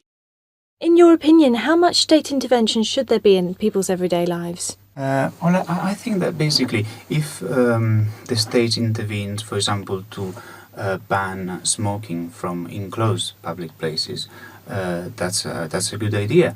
It's been proved that passive smoking is harmful for people, and so it's important that the government prevents this. People are free to smoke outside, and so there's no excessive limit in the liberties. I do agree when smoking is banned from enclosed places, but of course I wouldn't agree if the government ruled that people are not allowed to, for example, to smoke in a public park. That would be definitely too drastic. In the case of rubbish, there clearly has to be more state intervention because rubbish is piling up and the landfill sites are running out. So we need to do something. Charging for rubbish seems to me a good idea. It is fairer because people pay for what they throw away, and it is also effective. I also agree with a certain degree of state intervention in areas like health or environmental issues. However, when it comes to the state intervening in people's lifestyles, for example, promoting marriage over other types of partnership, I think it is highly unfair. And, for example, in England, there is a debate going on about tax exemptions for married people, which I think is a terrible example of bias against other partnerships and relationships. This basically means that people who want to benefit from tax exemptions will have to forsake their choice of lifestyle and, for example, get married. I think this is a state intervention gone too far. Recording 7.4. Right, Mike. Could we just go over this one more time? When are you going to realise it's useless to keep grilling me about this? I've told you everything I know. I went round to a friend's, I got back home late, there'd been a break-in and police were swarming all over the flat. End of. You see, it all strikes me as very odd. What does?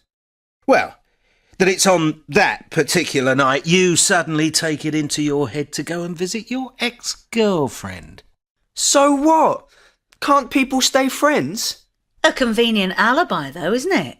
Her living just opposite, right on the doorstep and all. If you say so.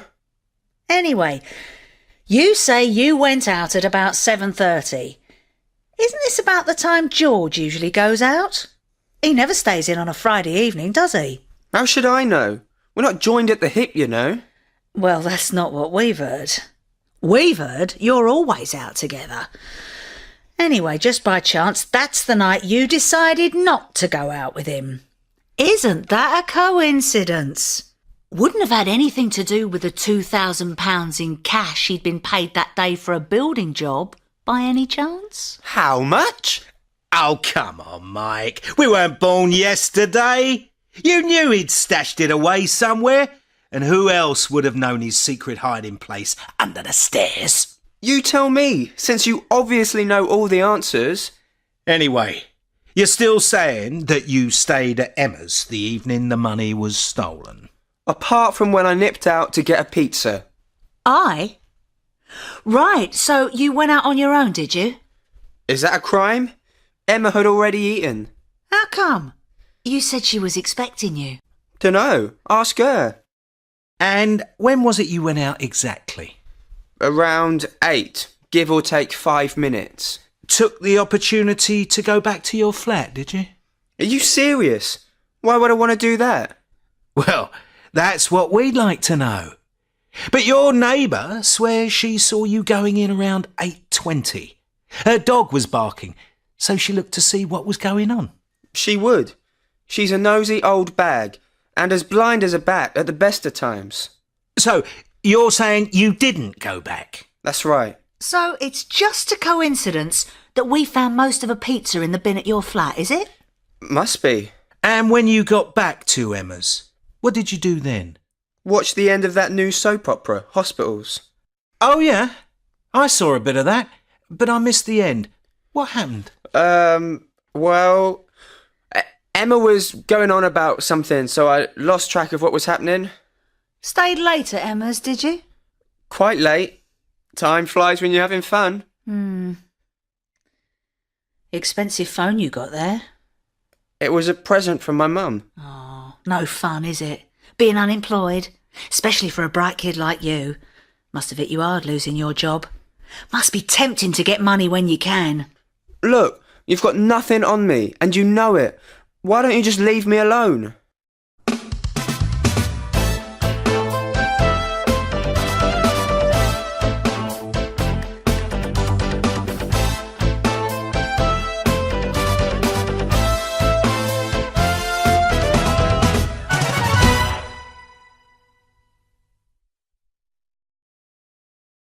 Recording 7.5. 1.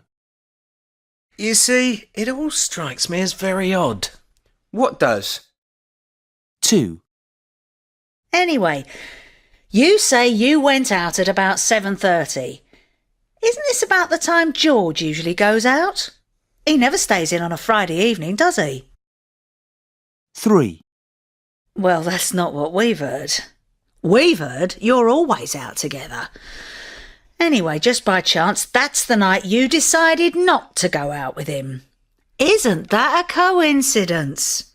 Wouldn't have had anything to do with the £2,000 in cash he'd been paid that day for a building job, by any chance? How much? 4. Apart from when I nipped out to get a pizza. Right, so you went out on your own, did you? 5. Is that a crime? Emma had already eaten. How come? You said she was expecting you. Recording 7.6. 1. Right, Mike. Could we just go over this one more time? 2. Anyway, you say you went out at about 7:30.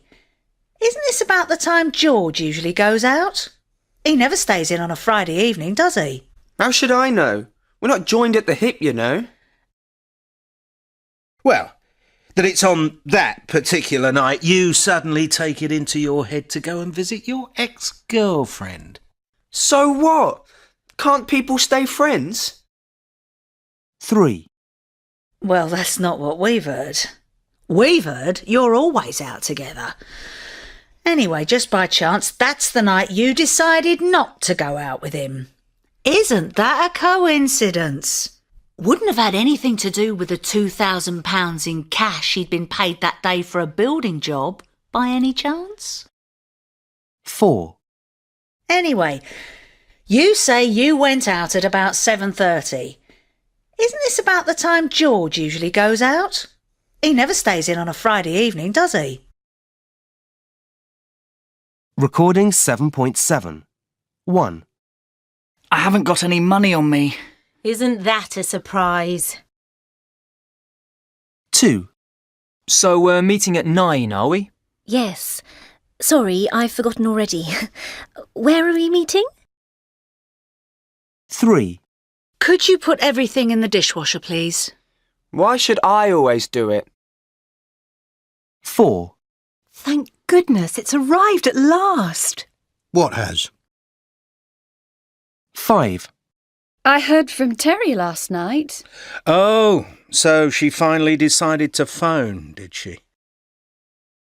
6. I believe 200 people are coming to the wedding. Are you sure? 7. I need some money. Oh, you do you? Face to Face Advanced by Gilly Cunningham and Jan Bell with Chris Redston. Published by Cambridge University Press. This recording is copyright. CD 3. Recording 8.1. Eddie Canfor-Dumas. One person that I think is very inspirational is a woman called Hazel Henderson. And the reason her story has struck me so strongly is because she was an ordinary person who did something extraordinary. She was born before the Second World War, and she had a very typical upbringing for a young girl. She went to school and hated school. Couldn't wait to leave. She left as soon as she could without any qualifications. And she got a job in a local dress shop. She was born in Bristol and brought up in Bristol.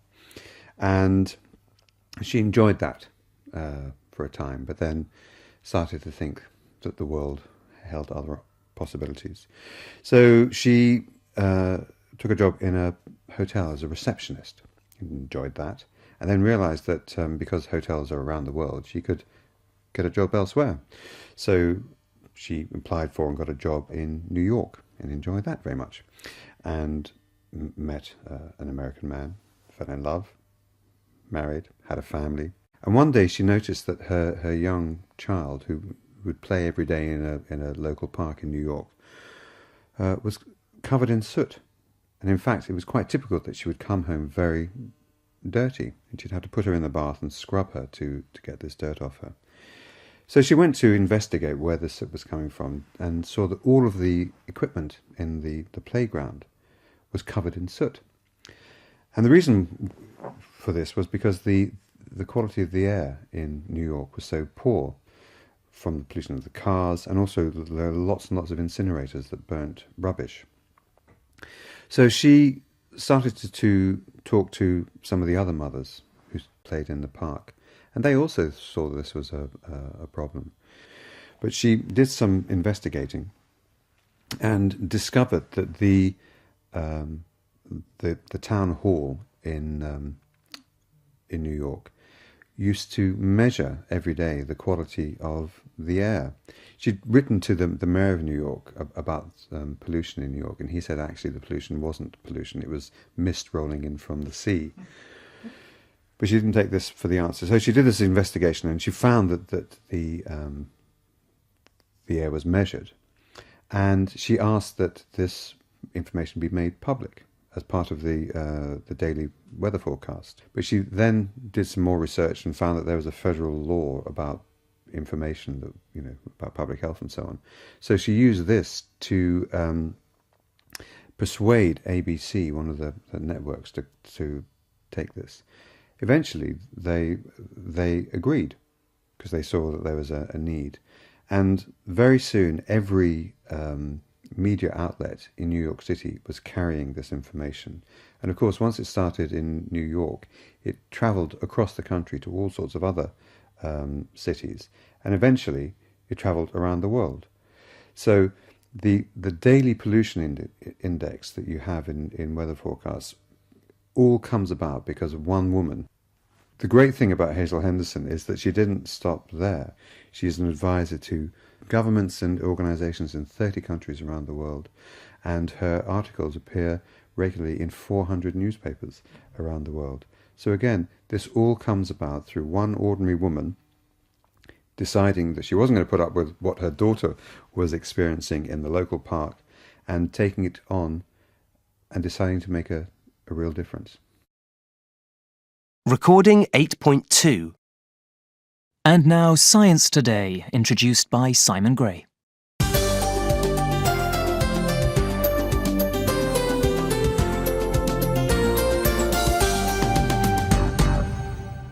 Today we are looking at emotions, and with me in the studio are our resident scientists, Dr. Aaron Palmer and Dr. Marion Bates. Well, first, Aaron, we hear people refer to basic emotions. What are they exactly? Well, in the 1970s, Dr. Ekman from the University of California devised a list of 6 basic emotions, which are anger, disgust, fear, joy, sadness, and surprise. And are these emotions common to all human beings? I think it's fair to say most members of the scientific community agree that, yes, basic emotions are universal. But men don't experience the same emotions as women, do they? Whoever said that is wrong. All human beings experience the same basic emotions. They may choose to express their emotions differently. OK. So, can you explain how Ekman arrived at this list? Well, initially he based his theory on cross-cultural research done on a tribe in Papua New Guinea. It was a completely isolated tribe. They still used stone to make tools and weapons. And Ekman found that the people from this tribe could reliably identify 6 facial expressions of emotion. To do this, he used photographs of people from around the world. And they could identify all the basic emotions from the photographs, even though they'd had absolutely no contact with any other culture before. Yes. In fact, wherever this experiment was carried out, the results were the same. Whoever saw the photos identified the same emotions. Ekman's discovery showed that the facial expressions associated with these basic emotions are universal. He therefore concluded that humans are born with the ability to recognise them in others. Of course, our ancestors relied on these basic emotions to stay alive. The survival value of emotions like fear, disgust, and joy are still obvious. Whenever you come across something that frightens you, run away from it. Whenever you come across something that disgusts you, don't eat it. Whatever gives you pleasure, do more of it, etc. But beyond these basic emotions, there are others which are referred to as higher emotions. And they are? Well, these are not as well defined as the basic ones, but they include such things as guilt, embarrassment, shame, pride, sympathy. These are emotions which are thought to be confined to, if not humans alone, then to a subset of large-brained mammals, several of whom are related to humans. So, what do these higher emotions have in common? Well, with these emotions, it isn't just what the person experiencing the emotion actually feels. For example, in the case of fear, the person's body reacts. The heart starts pumping faster, you might start sweating, etc. Higher emotions, on the other hand, are triggered by what other people might be thinking about you. Can you give an example? OK. Well, let's take embarrassment. Let's take a situation like, say, spilling coffee all over yourself. Now, whenever you do this in private, say in your own kitchen, and however many times you do it, it's unlikely to cause embarrassment. But if you spilt coffee all over yourself in a very public place, you might well feel embarrassed. So you're saying there isn't embarrassment in the act itself, but in what others might think of you? Yes, exactly. And that's the difference between higher and basic emotions. OK. I can see that with embarrassment, but is it the same with guilt or pride? Do we only feel guilty or proud when someone else witnesses the act? Well, actually, no, that's a very... Recording 8.3. He'll be pleased if I phone to ask him how he is. It will make me look considerate, and he likes considerate people. He'll be reassured to see that I haven't lost interest, which might make him happy, and then I'll have done him a favour. If I phone him right now, I'll get to speak to him sooner than I will if I sit around waiting for him to phone me. He might not want to phone me from work in case someone hears him and begins, or continues, to suspect that there's something between us. If I want to, and don't, aren't I being a bit immature? We're both adults. Does it matter with adults who makes the first move? But there's always the chance he'll back off if I come on too strong. The less keen I appear, the more keen he's likely to be. And I phoned him twice on Thursday, and once on Friday. He must therefore be fully aware that it's his turn, not mine. If I make it too easy for him, he'll assume I'm too easy. While if I make no effort, that leaves him with more of a challenge. I should demonstrate that I have a sense of proportion. His work must come first for a while, and I shouldn't mind waiting. For all I know, he could have gone off me already, and if I don't phone, I can always say later that I went off him first. Recording 8.4. Do you think that being a man or a woman has ever stopped you from doing something you wanted to do? And if you could live your life again as a man or a woman, which would you choose and why? M. So far in my life, being a woman hasn't stopped me doing anything that I've wanted to do. An experience that springs to mind was when my boyfriend and I were travelling around Italy and we ran out of money. So we needed to find work. And we found work on a building site. So Toby was building and I was Toby's labourer. And that's not a typical role for a woman, but it was a really good experience. If I could live my life again, I would definitely come back as a woman. For the simple fact that I've really thoroughly enjoyed my life so far, and I hope it carries on to be as much fun as it already has been as a woman. Bob. I've never really thought about it. Everything I've sort of wanted to do has always been from a male perspective, so I don't know any other way of behaving other than being a man. Know all the things like sports and work and that I've never had any problems with. It's all flowed probably from being, well, a man, I guess. So, no, I don't think it's hindered me at all. Definitely, I'm happy staying a man. I really enjoy it. But if for a day or two I could come back as a woman, just to gain a greater understanding or empathy, then I could probably do that. As long as I could revert back to being a man at will. Mick. Well, yeah, funnily enough, the one thing that I cannot do, and probably will never be able to do unless science progresses far beyond I imagine it will, is give birth. It's something that biologically, obviously, I can't do. And it is something I do think. I have lots of female friends that have got babies and have given birth and have said that it's the hardest thing, but it's also the most rewarding thing they have ever done in their life. And like I say, it's something that I will never, ever be able to do. In some aspects, I wish I was a seahorse, because seahorses are the only mammal where the male gives birth. But having said all that, if I were to come back, I think I probably still would be a man. Kay. Well, when I think about my childhood, I was at a huge disadvantage being a girl because I was brought up in a house of brothers and I desperately wanted to join in with a football. And I think I would have been really rather good at it. But I wasn't allowed. They wouldn't let me join in ever. And I ended up doing ballet, which of course I wasn't good enough at. But I think I would have been a pretty good footballer one way and another. And I love the game. I really enjoy it. So that would have been a good reason to be a fella. And if I was to live my life again, I think I probably would try it as a male. One reason being that you wouldn't have to queue up in the toilets, and they only have to think of one thing at a time. Men. Joey. It hasn't ever stopped me from doing anything I've wanted to do, but being a woman makes life harder and more complicated in that you're trying to do a job and you're also having to look after your family. And I have definitely seen with women that I work with, trying to juggle those two things can be quite difficult, and it can hold up their careers or make them feel that they're not successful at doing both things at once.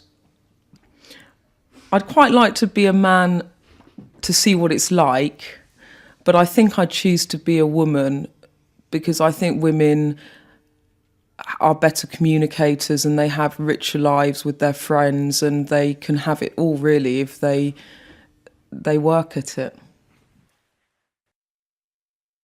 Dan.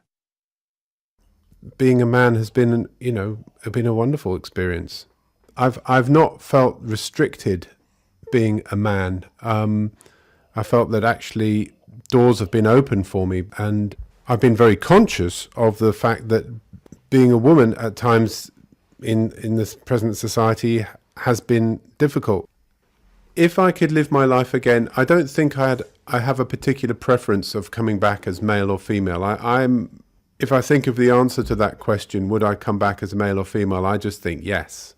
I'd come back as male or female. What a wonderful thing. Recording 8.5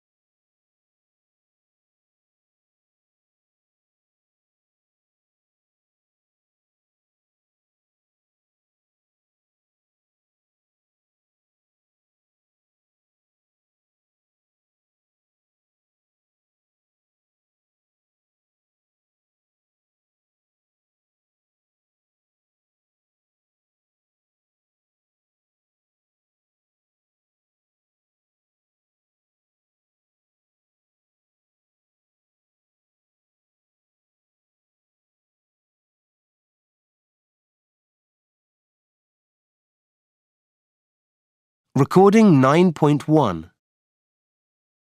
Money can't buy you happiness is actually a statement I think I would have to agree with. I recognise that we need money. We do need money for our basic needs, but money is not the route to happiness. I think there are other factors that play far more important roles. I know a lot of people say that, Kate, but then they're thinking of possessions and things. And sure, possessions can't ultimately buy you happiness. But maybe it's the opportunities that having money give you that makes me think that money can buy you happiness. You know, it can buy you time to do the things you want to do. Travel, learn something new, spend time helping people, whatever. So in that way, I think money really can buy you happiness. I'm not saying it always does. You mean if you don't have to worry about money, that in itself allows you to do some of the things that might contribute towards your happiness? Is that what you're saying, Maureen? Sure, I think, yeah, you know, you could really become whatever you wanted to be if you had plenty of money. You know, if rich people aren't happy, then I don't have any sympathy for them because they haven't used the opportunity they have to find what it is that would make them happy. Well, what about things that don't necessarily take a lot of money, but still make you happy? One of the happiest moments in my life was when the football team I played for, we won a cup in the amateur tournament. And I expect you had a brilliant time. Yeah. And that happened a few years ago. It was one of the happiest times I've ever had. And I shared it with 12 other people. And it didn't cost us a penny. It doesn't matter how wealthy you are, you can't buy that kind of feel-good factor. I mean, it's like what you say, Kate. I know a guy who worked in the city, you know, in the markets, and he worked all hours, and I mean all hours, just to be able to buy some amazing home entertainment system. That's all he dreamed of. And finally, he got it, and he wasn't any happier. Yeah, but I wasn't saying that. That's back to possessions. I was saying money can let you do what you want to do, and that could include, you know, giving it away like Bill Gates. You could become a better person, if you like. As I said earlier, I think we need some money. I would agree with that. Yeah. And not having money can really make you miserable, but... Yeah, I've been there, worrying about where the next penny comes from. It's no joke. So, yes, money can free you from worries. But the question was, can it buy you happiness? I mean, that's different. For me, it isn't. And it's like when you say money can't buy you health. Well, that's not true either. You just have to look at how long people live in poor countries. I can't remember where it was, but I recently read about a place where the average life expectancy is 40-something. Yeah, I'm with you on that one. And when they say money can't buy you love, again, I think it can sometimes. Oh, I don't know about that. Well, I'd like to have loads of money just to check all this out. You mean do some research? Yeah, here. Recording 9.2. And now Spotlight, introduced by Kate Conrad. The subject of today's programme is Satish Kumar.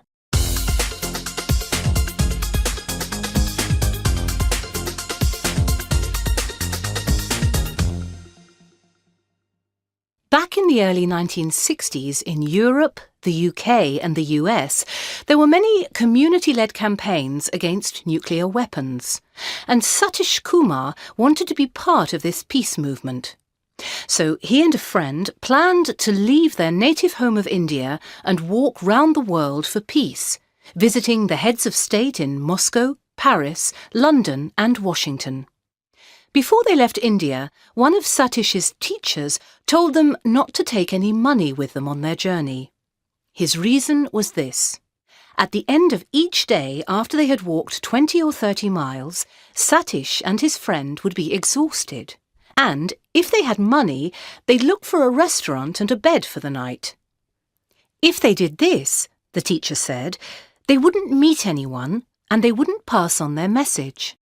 However, if they had nothing at all, they would be forced to rely on the kindness of strangers, who were bound to ask them why they were making this journey.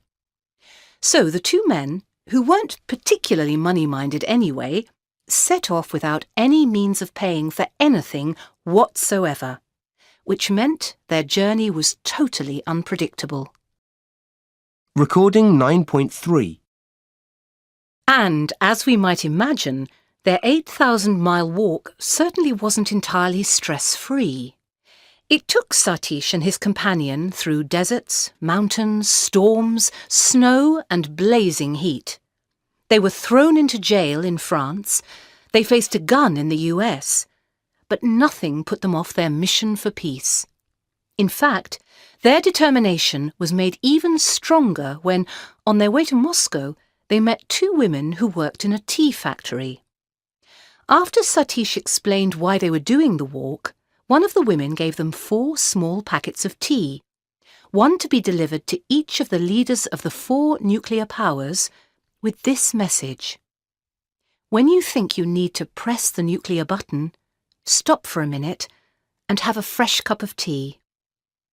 Satish and his friend did eventually deliver peace tea to the leaders of the 4 nuclear powers, and their journey is chronicled in Satish's book, No Destination. They began their journey at the grave of Gandhi in India, and the journey ended at the grave of John F. Kennedy in the US. And it's noteworthy that, apart from crossing the English Channel and the Atlantic by boat, they really did walk all the way. Recording 9.4. That journey taught Satish a great deal. In particular, he said he learned that if he travels as an Indian with an Indian flag, he'll meet a Pakistani or a Russian or a US citizen carrying their flags. If he goes as a socialist, he'll meet a capitalist. If he goes as a brown man, he'll meet a white man or a black man. But if he travels through life as a human being, he'll meet only human beings. So Satish concluded that if people could forget boundaries of country, religion, language and culture, then they could begin to understand that basically we are the same. And as such, we can learn to live with one another in peace. Recording 9.5. You've got to see it on YouTube. Right. Settle down, please. Like this one, yeah? Okay, a show of hands here. How many of you are considering studying economics next year? Man. 2. I promise you those people are not related to me in any way. Yeah, right. Right, so why should anyone want to study economics? After all, it's often referred to as the gloomy science, but believe me, it isn't. And I've got 3 minutes to convince you that rather than being gloomy, it is in fact optimistic. It could save your world.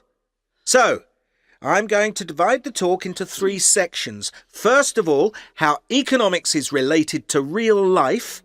Then I'll go on to the intellectual challenge. And finally, I'll discuss future careers. Recording 9.6. Let us start with world issues.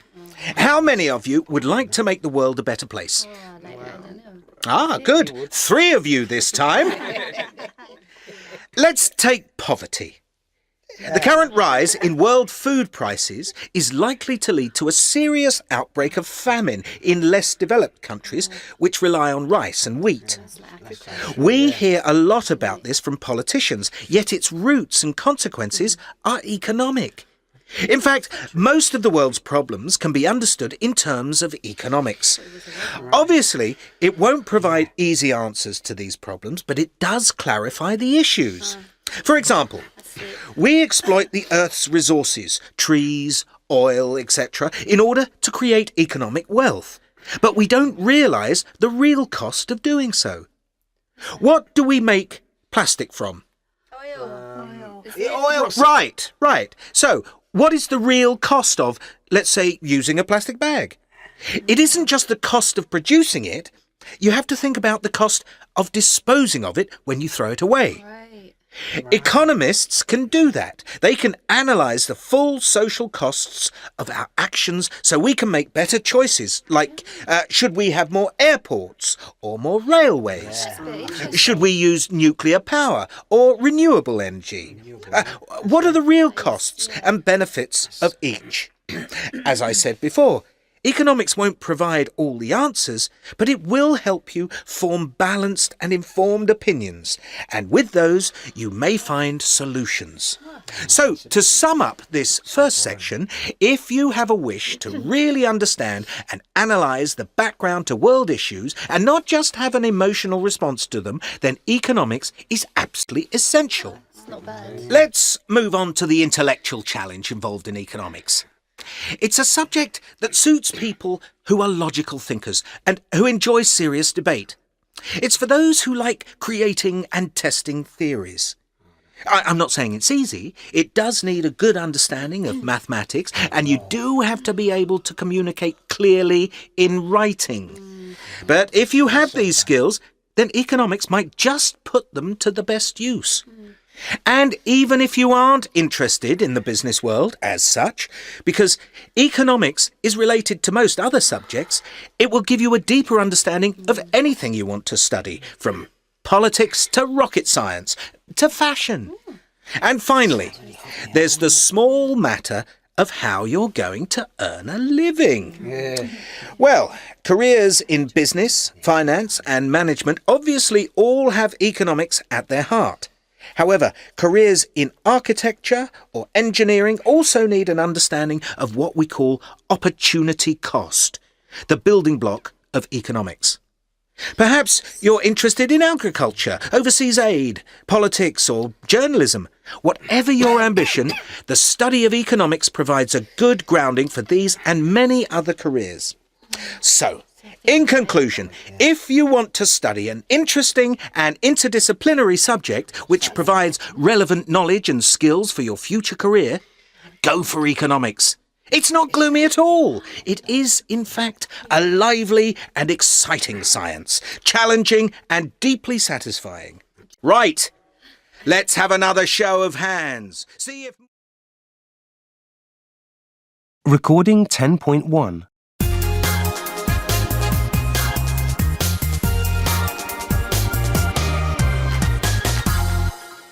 Everything has to start somewhere, and some things which are a matter of course in our everyday lives have some interesting, not to say very strange origins. The first idea for ice cream, for example, can be traced back to the 1st century AD when the Roman Emperor Nero ordered buckets of snow to be sent from the mountains in the north down to Rome, where it was mixed with red wine and honey and served at banquets. It's probably the Chinese, though, at around the same time, who invented the first form of the half-frozen, fruit-flavoured ice cream we know today. When Marco Polo returned from the Far East in the 13th century, he was a mine of information about how to make ice cream from snow, fruit juice and fruit pulp. As a result, it became popular in Europe, although it wasn't until the end of the 19th century that ice cream became a treat for ordinary people. Turning to drinks, tea is something we'd find very difficult to do without in Britain, and this has an even stranger origin. According to ancient myth, in 2737 BC, a handful of dried leaves from a bush blew into a pot of boiling water, into which the Chinese emperor was staring. There is no record as to why the water was boiling, why the leaves were dried, or why the emperor was staring into the pot, but the resulting brew was to be known henceforth as chai. Is there an element of truth in this story? Nobody really knows, but what we do know is that it was to become China's national drink during the 1st century AD. And how many of us realise that coffee was originally eaten, not drunk? Before 1000 AD, it appears that a tribe in Ethiopia began to eat ground coffee beans mixed with animal fat for extra energy. Rumour has it that a goat herd, Kaldi, had noticed his goats jumping around with more energy after chewing berries from wild coffee bushes. So he tried them, and found the same happened to him. Whether this rumour is true or not is a matter of opinion, but what we do know is that news of Kaldi's magic beans spread rapidly, and coffee consumption became a national habit, later spreading throughout the world as a popular drink. Moving away from food and drink, skyscrapers are very common these days, and yet it wasn't until 1885 that the first one became the centre of attention in its hometown of Chicago. Nowadays, the term skyscraper is only applied to over 40 stories. The home insurance building in Chicago, with its 10 stories, was to revolutionise urban life. Its construction set off a train of events because higher buildings led to larger numbers of people living and working in the same areas. The first escalator actually started off as a ride in an amusement park near New York in 1891. Jesse Reno pioneered a kind of moving ramp built at an angle of 25 degrees, which was a novelty for the 75,000 people who rode on it during the 2 weeks it was at the park. Another American inventor then developed a moving stairway with wooden steps, and both were displayed at an international exhibition in Paris in 1900, where the word escalator was coined. Ultimately, the two designs merged, a stroke of genius which created the escalator that is commonly used today.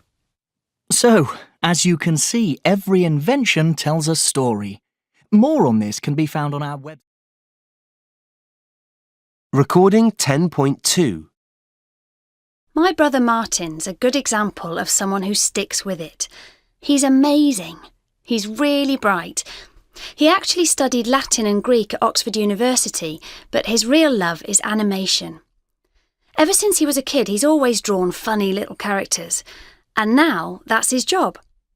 He's naturally talented, but he still puts hours and hours into every little animation film he does. Like, here it is, Saturday night, and I'm sure he'll be working. He might be creating a new character, or he could be working on his next short film. Clearly, he must enjoy what he does. Why else would he work so hard? But I feel sorry for his girlfriend. It can't be easy having Martin as your partner. She has to be so patient. I mean, like, for example, whenever they're about to go out, he always says, "Just need to finish this bit, shouldn't take me long." And of course, it always does. But when I see Martin giving his all to a project, it makes me realise if you want to be really good at something, then you've just got to work at it. People are just starting to notice his work, so it shouldn't be long before he gets the recognition he deserves. Another thing, he's always so positive.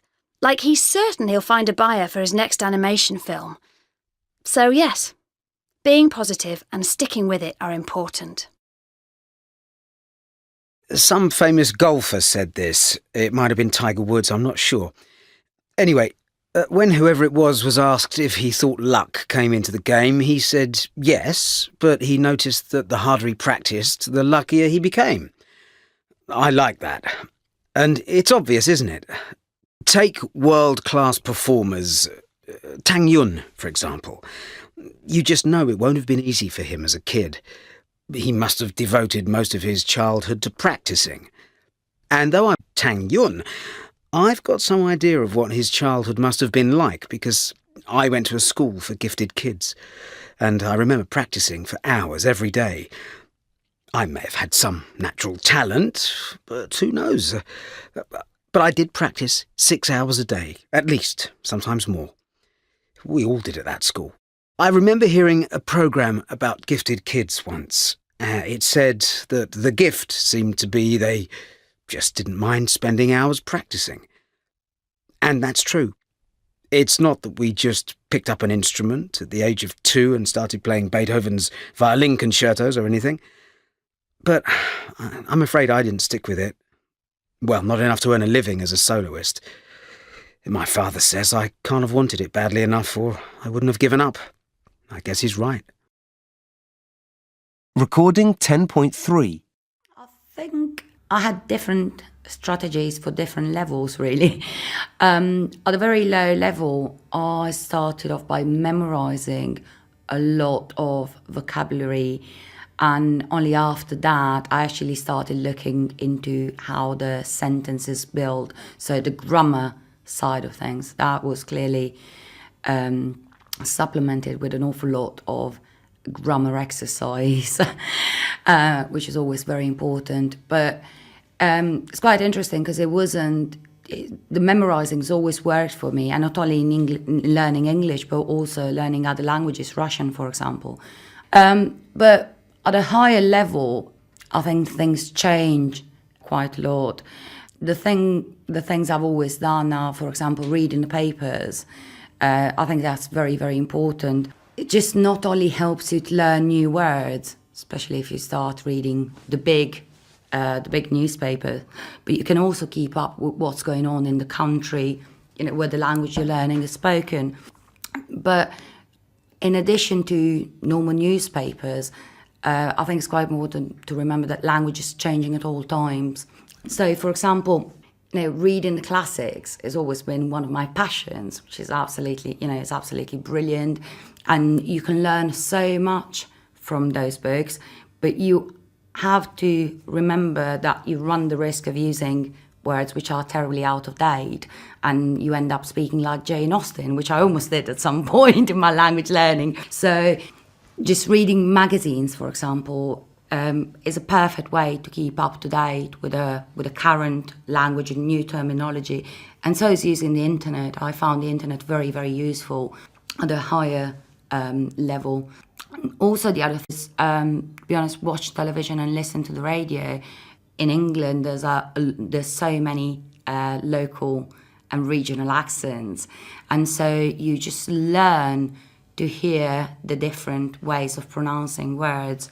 And the other thing, when you learn new words, I've always tried to use them, then in conversations, always bring them up.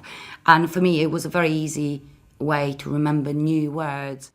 I used to have, I don't do this anymore, but I used to have a little notebook with an alphabetical order. It was like one of those booklets you buy for telephone numbers. And every time I came across a new word, I would just jot it down in my little book. And just maybe writing it would help me memorize it, the word a little bit quicker, a little bit faster. So at the end of this, my period of studies, I actually ended up with my own little dictionary. But I suppose the main thing is just try and speak as much as you can. You can do a lot of grammar work. You can do take a lot of language lessons. But I think it's very important to try and put into practice what you've learned on the books. And maybe just it's just the kind of person I am. But I'm a very gregarious learner, I think. So going out, meeting people. I even, found myself an English husband, just try and interact with other people as much as possible. And the more you speak, the better the language skills will be, I think. Recording 10.4. Yes, I've tried to learn various languages at different points of my life, including French, Italian, Mandarin and Arabic, all with rather different levels of success. I think when starting out, I've found the classroom experience very helpful. I enjoy the sociable nature of learning in a group and being instructed by a professional. However, as I move up into sort of good intermediate level, I prefer to work more independently. What's been really useful for me is reading anything from trashy magazines to crime novels to love stories. Even actually things in translation have been quite good because translators tend to simplify the original language. Also reading newspapers, because I think in this way you acquire language a bit like a sponge acquires water. So you absorb new vocabulary, you consolidate your knowledge of grammar, you just get a feel for the right word in the right place. I also like to listen a lot, so I buy CDs occasionally or download stuff to my iPod so I can listen in the car or when out for a walk. I go and see foreign films when possible. I hate anything that's dubbed. I really think that spoils it. But it all takes effort, and I think people tend to underestimate the amount of time it takes to learn a language. Yeah. Having said that, I do feel I ought to do more grammar exercises because I'm still a bit woolly about some of the grammar. I do like to learn new vocabulary, and I often I look up words in a dictionary and I put a tick next to the word when I look it up. So if I have to look it up again and I already see a tick, I know I really have to learn it because it's a high frequency word. And, you just have to go for it. I think people are actually quite tolerant of you when you try to speak their language. They don't mind you making mistakes. So, just go out and be creative with the language even. There was a great Irish writer called Samuel Beckett, and he used to write in English, and then he switched to French as he found it gave him more freedom to express himself away from the constraints of the English language. Now, how amazing is that? I think once you've got to an advanced level, you need to leave the classroom behind, really. Language learning doesn't stop there. There's a whole load of things to learn, but you have to go out and do it by yourself and interact with people and do all these things like reading and listening by yourself. Recording 10.5. 1. Colin, this TV series you've made, it's all about singing, isn't it? Yes, we wanted to show how wonderful singing with other people is and how much fun it is. In fact, singing in the UK is second only to sport in the number of people involved in it. Someone's estimated that there are over 25,000 choirs and 500,000 singers in this country. That shouldn't really be a surprise. It is, after all, a free and immediate way to get across what you're feeling. It improves your fitness, it increases lung capacity and gives you better posture. And nothing beats the sheer joy you get from singing with a group of friends. And for the programme, you trained a group of novice singers to sing in a choir. Right. We called ourselves Abacus, and the series follows the choir's progress from the auditions, through rehearsals, up to our performance in the competition Champion Choir. And how did you do? Well, I don't want to give too much away, but we did very well. The singers' timing improved hugely, as did their confidence. But what's given me the most pleasure is the fact that many of them say that singing is a necessary part of their lives now. I've always worked with professional musicians, and these people aren't.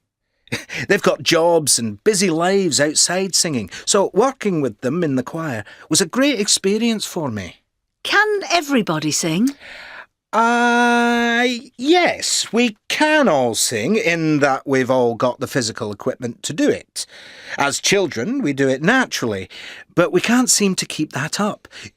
Singing with the same freedom and lack of embarrassment. The other day, for example, I asked this 30-year-old guy to sing a line from his favourite song, and like most people, he tried to sing it in the style of the artist who'd recorded it. When I eventually got him to sing something in his own real voice, he clearly felt as if he'd revealed a side of himself that was meant to be private. But that's what you have to do, and it's scary. So what is it about singing in a choir that's so good? I guess if you asked most choral singers, they'd say you can hide better in a group. It's not the end of the world if you sing a wrong note, as the collective sound will probably drown it. When you're in a choir, you get to sing lots of different kinds of music. Some of it may not be to your own personal taste, but somehow, when you're doing it in a group, it doesn't seem to matter as much. The job of singing takes over. And what about you? Do you have any plans for future choirs? Yes, I want to form a choir of teenagers.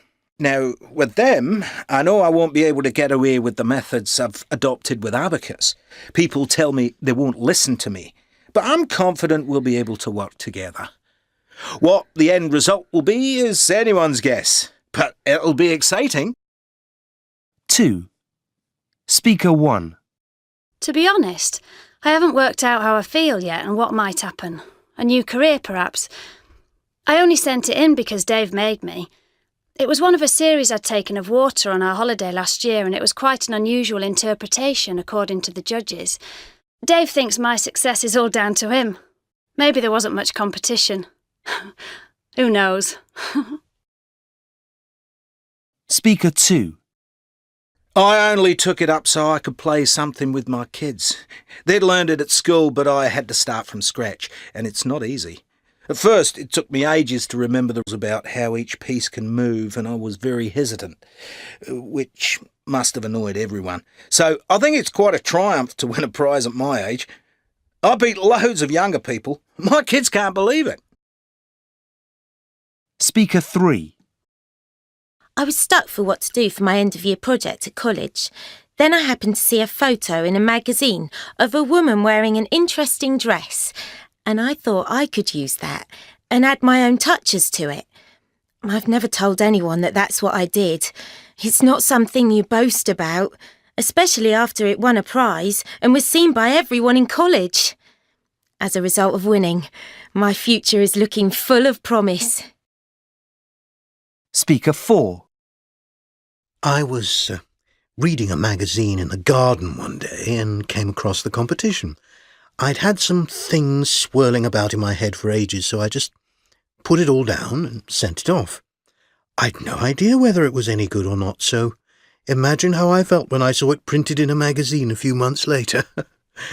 Nobody had told me I'd won. So I rang them up and asked them to send me any comments from the judges, because I thought it would be useful to know what they thought.